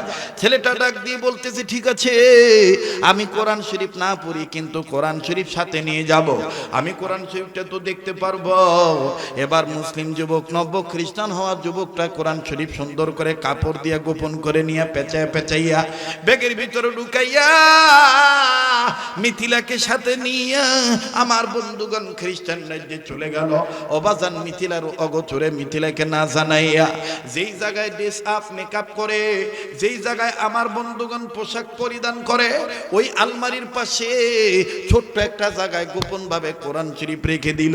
এই ছেলেটা ডাক দিয়ে বলতেছে, আমি তো আর খ্রিস্টান, আমি তো আর মুসলমান নাই, আমি তো খ্রিস্টান হয়ে গেছি, আমি কোরআন শরীফ পড়তে পারবো না। তবে হ্যাঁ হ্যাঁ হ্যাঁ, কোরআন শরীফটা দেখলে যে হতো আমার অনেক ভালো লাগে। আমার বন্ধুগণ, আমার বাইরে ছেলেটা বলতেছে, আমি প্রতিদিন দৈনন্দিন জীবনে অফিসে যাওয়ার সময় সকালবেলা একবার কোরআন শরীফ দেখব, আবার অফিস থেকে আসার পর শার্ট বোতাম খোলার সময় একবার কোরআন শরীফকে আমি দেখব। আরে বন্ধু, এই মুসলিম যুবক নব্য খ্রিস্টান হওয়া ছেলেটা প্রতিদিন এরকম অফিসে যাওয়ার সময় এক নজর কোরআন শরীফ একটু দেখে, আবার অফিস থেকে আসার পর আবার কোরআন শরীফটা খালি একটু দেখে, কিন্তু বাজান খোলে না, কিন্তু বাজান খোলে না, পড়ে না, নারে না, শুধুমাত্র দেখে। এই দেখাটাই দেখেন কেমনে হেদায়েত হয়ে যায়। আল্লাহু আকবার, আল্লাহু আকবার, আল্লাহু আকবার। এমনি ভাবে 1 বছর 1.5 বছর আরো অনেক সময় চলে গেল। দীর্ঘদিন যখন অতিবাহিত হয়ে গেল বাবা, একদিনের ঘটনা, এই খ্রিস্টান মেয়ে মিথিলা ওই মুসলিম নব্য খ্রিস্টান হওয়া ছেলেটা অফিসে থাকা অবস্থায় তার স্বামী হাসবে, পরিষ্কার করবে, মাকড় সারজার পরিষ্কার করবে, ঘরের কোনা কাঞ্চি পরিষ্কার করবে, পরিষ্কার করতে যাইয়া আমার বন্ধুগণ মিথিলার নজরে যখন কোরআন শরীফ পড়ল, মিথিলা ডাক দিয়ে বলে, ঘটনা কি? কোরআন শরীফকে আনলো? অবশ্যই অবশ্যই, সে খ্রিস্টান হইলে কি হবে, সে কোরআন শরীফ গোপনে গোপনে এনেছে, কাউকে বলে নাই, এটা আমি রাখতে পারবো না, দেখি আমার মা বাপকে জানাই, আব্বা আম্মা কি বলে। এবার মিথিলার বাবা মার কাছে ফোন দিল। মিথিলার বাপ মা ডাক দিয়ে বলে, শিগগিরই যদি স্বামীকে সারা জীবন আপন বানায় রাখতে চাও, জলদি করে কোরআন শরীফটা ডাস্টবিনে ফালায় দিয়া, কোরআন শরীফটা নোংরা জায়গায় ফালাই দিবি, এটা ঘরে রাখবি না। মিথিলা বাবা মার কথা মোতাবেক কোরআন শরীফ ডাস্টবিনে ফেলে দিয়ে আসলো। আমার বন্ধুগণ মুসলিম যুবক এবার বাড়িতে আসলো। বাড়িতে আসিয়া বিকেলবেলা প্রতিদিনের ন্যায় যখন ওই জায়গায় কোরআন শরীফ দেখতে গেছে, যে দেখে জায়গা আছে, জায়গায় কোরআন নাই। মুসলিম যুবক, নব্য খ্রিস্টান যুবক, আমার বাইরে মনে হয় কলিজায় কামড় দিছে, কান্না কান্না ভাব নিয়ে বলে, কই গেল, কোথায় গেল? এদিক ওদিক যখন ঘোরাঘুরি করে, দেখা দেখি করে, খোঁজাখুঁজি করে, মিথিলা বুঝতে পারার পরও জিজ্ঞেস করে বলে, কি খোঁজো, কি খোঁজো, আমায় বলো, আমায় বলো। মুসলিম যুবক নব্য খ্রিস্টান যুবকটা কান্দার ডাক দে বলে, মিথিলা রে, না বলে আর পারলাম না, আমি তো মুসলমান ছিলাম, তুমি জানো, তোমার প্রলোভনে পড়ে ঈমান ছাড়ছি, ধর্ম ছাড়ছি, মা বাপ সব ছাড়ছি, কিন্তু মিথিলা তুমি জানো না, প্রতিদিন মুসলমান থাকা অবস্থায় প্রতিদিন সকালবেলা ফজর নামাজ পড়ার পর আমি কোরআন শরীফ তেলাওয়াত করতাম। ওই কোরআন শরীফটা অনেক দিনের পুরনো কোরআন শরীফ, এই কোরআন শরীফটা না দেখলে আমার ভাল লাগে না। মিথিলা, কসম করে বলি, তোমাকে বিবাহ করার পর থেকে আমি আর কোরআন শরীফ ধরি নাই, পড়ি নাই, দেখি নাই, শুধুমাত্র একটু দেখেছি। ও মিথিলা, এটা কি বড় অন্যায় নাকি? আজকে এই কোরআন শরীফটা কোথায় গেল আমি বুঝতেছি না। মিথিলা ডাক দিয়ে বলতেছে, কেঁদে লাভ নাই, আমি ঘর পরিষ্কার করতে যে কোরআন শরীফ দেখছি, আব্বা আম্মাকে জানাইছি, আব্বা আম্মা বলেছে ফেলে দিতে, তাই আমি তোমারে না জানাইয়া আমি ডাস্টবিনে নোংরা জায়গায় ফেলে দিয়ে এসেছি। মুসলিম ছেলেটা, নব্য খ্রিস্টান হওয়া যুবকটা কান্দার ডাক দিয়ে বলে, মিথিলা, কোরআন শরীফ তুমি ডাস্টবিনে ফেলে দিয়ে এসেছ, কোন ডাস্টবিনে ফেলেছ আমায় একটু বলো না, আমি ওই জায়গায় যাব। মিথিলা ডাক দিয়ে বলে, কেঁদে লাভ নাই, অমুক নম্বর ডাস্টবিনে ফেলেছি, আর খোঁজাখুঁজি করলো তুমি পাইবা না। এই মুসলিম যুবক নব্য খ্রিস্টান যুবকটা ঘরের মধ্যে না থাকিয়া একটা দৌড় মেরে ডাস্টবিনের অ্যাড্রেস মোতাবেক দৌড় মেরে চলে গেল, পাগলের মতন চলে গেছে। ডাস্টবিনের চতুর্দিকে যে ডাস্টবিনে খুঁজতেছে কোথায় কোরআন শরীফ, কোথায় কোরআন শরীফ। অনেকক্ষণ খোঁজাখুঁজি করার পর নজর করে দেখতেছে আল্লাহর কোরআন শরীফের প্রথম পৃষ্ঠাটা দেখা যায়, তবে চতুর্দিকে কেমন যে কি ময়লা আবর্জনা লেগে আছে। মুসলিম যুবক নব্য খ্রিস্টান যুবক এই কোরআনের দিকে তাকায় আর চোখের পানি ছেড়ে কান্দার ডাক দিয়ে বলে, কে বলেছিল আমার সাথে আসার জন্য, কে বলেছিল আমার সাথে আসার জন্য? নিজের দোষেই নিজে আজকে নোংরা জায়গায় পড়ে গেছো, এখন আমি কি করব? তবে তুমি তোমার আল্লাহরে বলে দিও আমি তোমাকে নোংরা জায়গায় পরে থাকতে দেব না, দেব না। এবার মুসলিম যুবক নব্য খ্রিস্টান যুবকটা নিজের গায়ের দামি কাপড় খুলিয়া এই কোরআন শরীফটাকে তুলিয়া চতুর্দিকের ময়লা সাফ করে আর ডাক দিয়ে বলে, তোমার আল্লাহকে বলে দিও তোমার আল্লাহ যেন আমারে মাফ করে দেয়, তোমার আল্লাহ যেন আমারে ক্ষমা করে দেয়। বাজারে এই কোরআন শরীফের গায়ের ময়লা যখন যুবকটা কাপড় দিয়ে পরিষ্কার করে, তখন কোরআন আল্লাহকে বলতেছিল, মালিক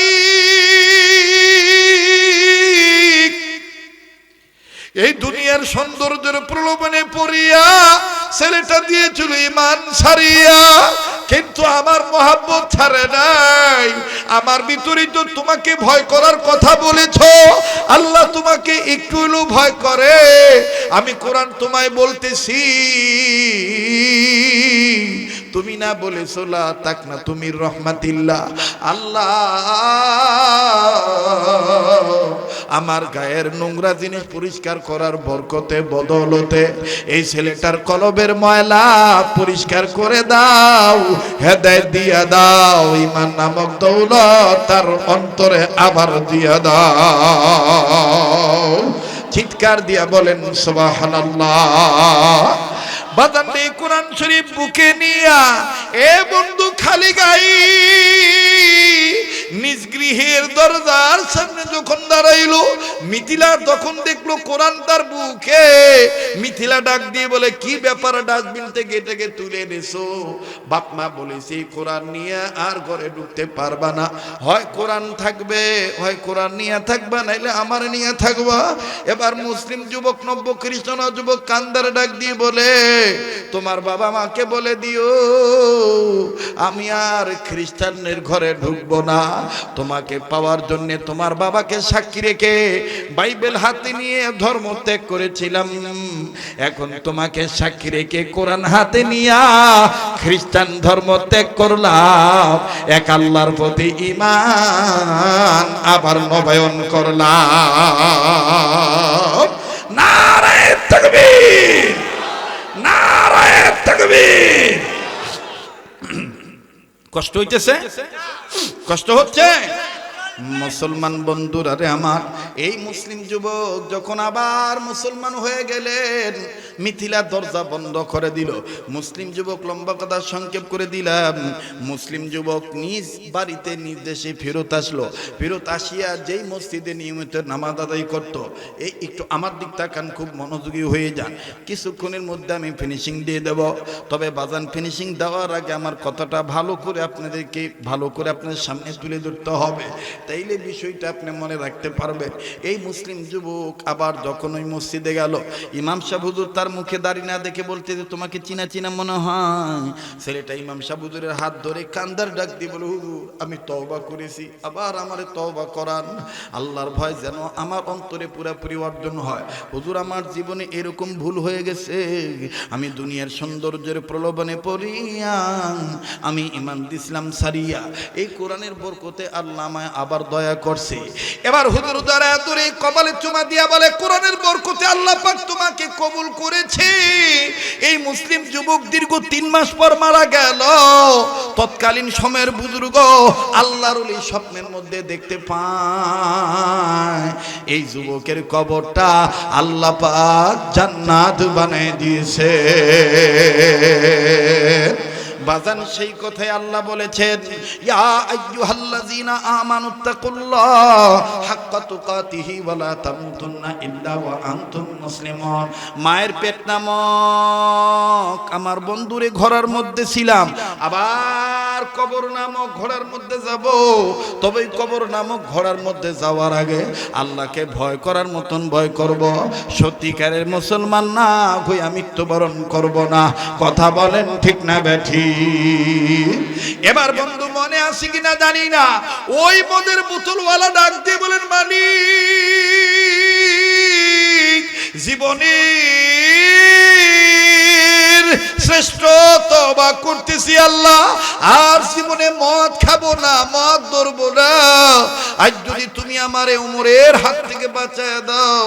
মনে আছে কথাটা? যারা বলেন মনে আছে নাকি? হযরত ওমর বললেন, এই বেটা তোর ভিতরে কি, তুই তাড়াতাড়ি বাইর কর। লোকটা ডাক দিয়ে বলল, দুধের বোতল। আল্লাহু আকবার। হযরত ওমর বললেন, বাইর কর, আমি দুধের বোতল দেখব। বাজান আমি বলছি প্লিজ কেউ ছত্রভঙ্গ হবেন না বাবা। আমি অবশ্যই বলছি, বলবো, তবে আমি পাগল মানুষ, মদিনার পাগল, আমি মুসাফির মানুষ। বাজান রে বলার আগে, মুনাজাতের পূর্বে, ফিনিশিং দেওয়ার আগে একটা আবদার করব বাজান রে, যেই হাতটা দিয়ে বারবার কাবা ধরি, যেই হাত আল্লাহ ওয়ালাদের হাতের সাথে লাগানো, এই হাত আমি আপনাদের কাছে বিছাইয়া ছোট্ট একটা আবদার করব বাবা। চোখের সামনে আপনাদের ডান সাইডে প্লিজ বাজান কেউ উঠাউঠি করবেন না। ওলামা তোলামা কেউ বিশৃঙ্খলা হবেন না। পারলে দিবেন, না পারলে দিবেন, কিন্তু না পারলে না দিবেন, কিন্তু কেউ উঠাউঠি করবেন না। আপনাদের হাতের ডাইনে বিশাল আকারের বিল্ডিং, নুরানি মক্তবখানা মাদ্রাসাটা কত সুন্দর করে বিল্ডিং এর এই ভবনটা নির্মাণ করা হয়েছে। আগামী 2-1 দিনের মধ্যে এই মাদ্রাসার রুমের মধ্যে অবাজান ছাত্রগুলি প্রবেশ করবে, তারা তালিম শুরু করে দিবে। আরে বন্ধু, এই কোরআনের আয়াত তারা পাঠ করবে, এই কোরআন তারা তেলাওয়াত করবে, আল্লাহর ভয়, আল্লাহর মহব্বত আমার বন্ধুগণ তারা এখানে চর্চা করবে। বাবাজি প্রায় 1 লাখ, 1.5 লাখ, 2 লক্ষ টাকার মতন খরচ হয়ে গেছে। আমার বন্ধুগণ আপনাদের 10 জনের সহযোগিতায় দোয়ায় এই মাদ্রাসা তিল থেকে এই পর্যন্ত বাজান করব না। আল্লাহ তুমি আমার তওবা কবুল করে নাও। ইয়া আল্লাহ আজকে তুমি ওমরের হাত থেকে আমারে বাঁচায় দাও। বাজান রে আল্লাহ পাক তার তওবা কবুল করলেন। এবার এই বান্দাটা মদের বোতল বের করলেন, হযরত ওমর হাতে নিয়ে দেখে দুধ বোতল ভর্তি গরম দুধে ভরা। জোরে কোন সুবহানাল্লাহ। হযরত ওমর ডাক দিয়ে বলতেছেন, ভাই ও আল্লাহর বান্দা তুমি সত্যি করে বলো কি ছিল? এই লোকটা ডাক দিয়ে বলেন, আমিরুল মুমিনিন এই ঘটনা বিস্তারিত খুলে বললেন বাবা। বলার পরে এবার হযরত ওমর বললেন, আমার আল্লাহ এমন এক আল্লাহ, আল্লাহর কাছে কেউ যদি দিল থেকে তওবা করে, আল্লাহকে ভয় করার মতন ভয় করে, আল্লাহ পাক তাকে কঠিন বিপদেও অনেক জয় লাভ করে দেয়। আওয়াজ দিয়ে বলেন সুবহানাল্লাহ। ওই আল্লাহ আছে না নাই? জোরে বলেন এখন ওই আল্লাহ আছে না নাই? আল্লাহ পাক আমাদেরকে এইরকম হক্কানি আলেমদের নেক্সট সোবতে এসে এরকম মাসিক ইসলামী বয়ানে, দ্বিমাসিক, ত্রিমাসিক, বার্ষিক ইসলামী মহাসম্মেলনে, খতমে বুখারীর অনুষ্ঠানে, যেখানে আমরা সুযোগ পাবো আলেমদের তাফসীর মাহফিলে ইনশাআল্লাহ আমরা যাব।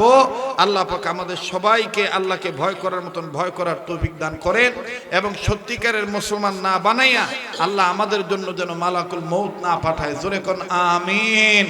সুবহান রাব্বিকা রাব্বিল ইজ্জাতি আম্মা ইয়াসিফুন ওয়া সালামুন আলাল মুরসালিন ওয়ালহামদুলিল্লাহি রাব্বিল আলামিন।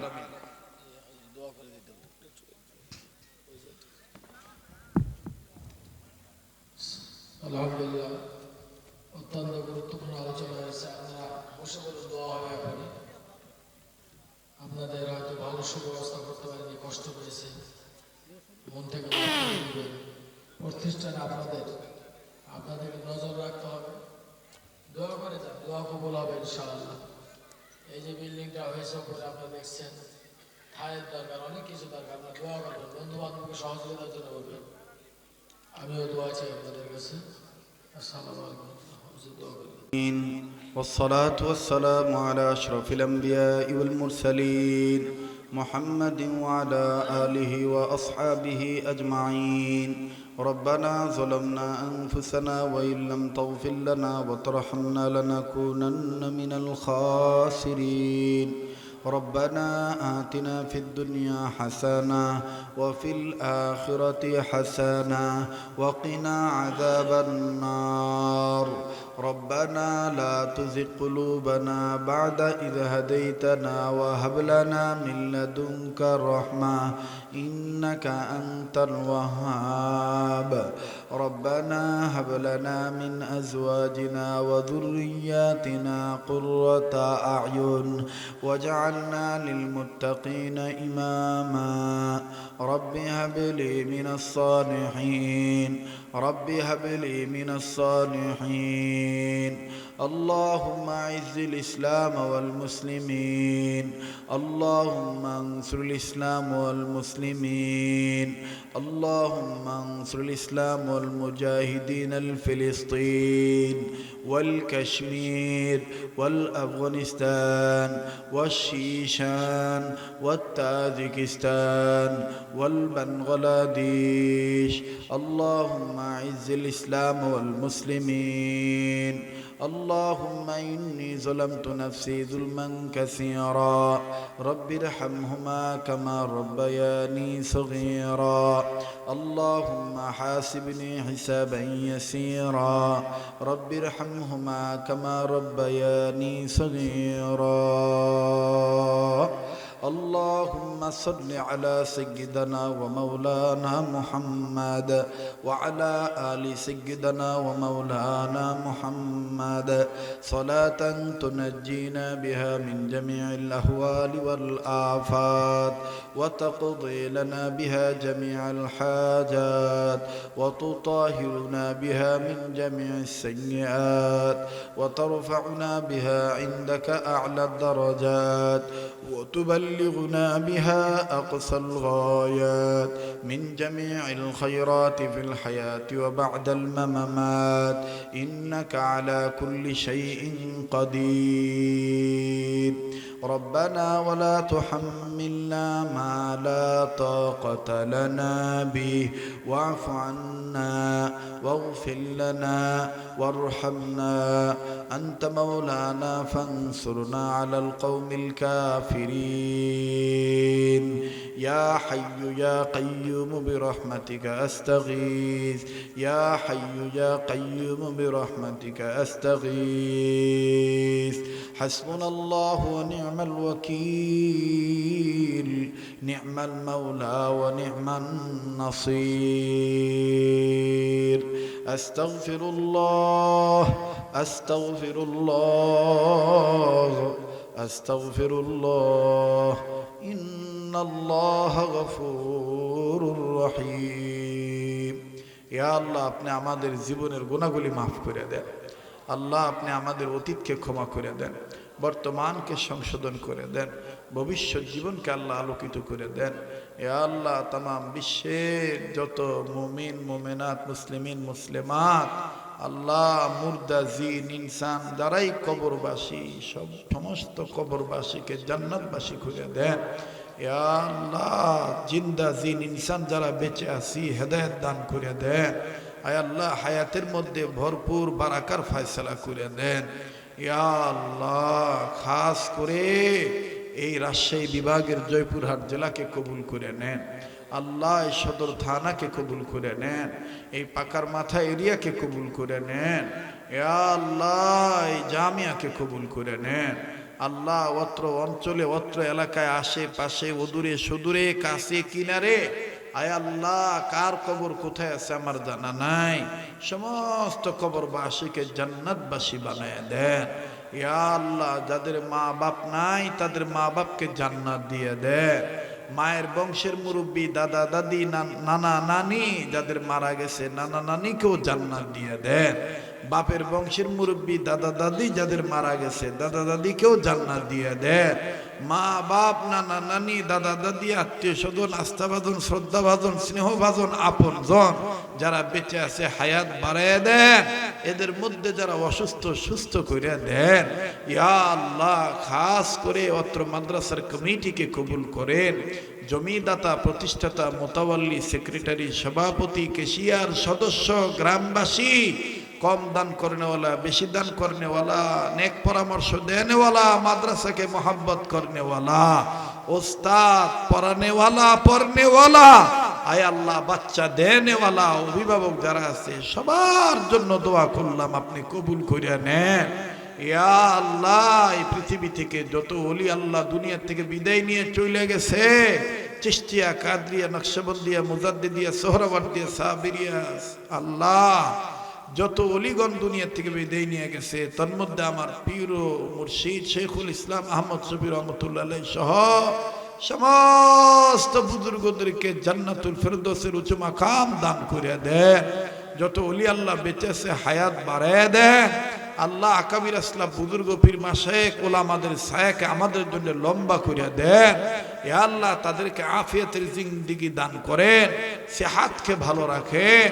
আল্লাহ, খাস করে মাওলানা আসাদুল্লাহ সাহেব হুজুরের হায়াতের মধ্যে ভরপুর বারাকা দান করেন, আফিয়াতের জিন্দেগি দান করেন, সেহাতকে ভালো রাখেন।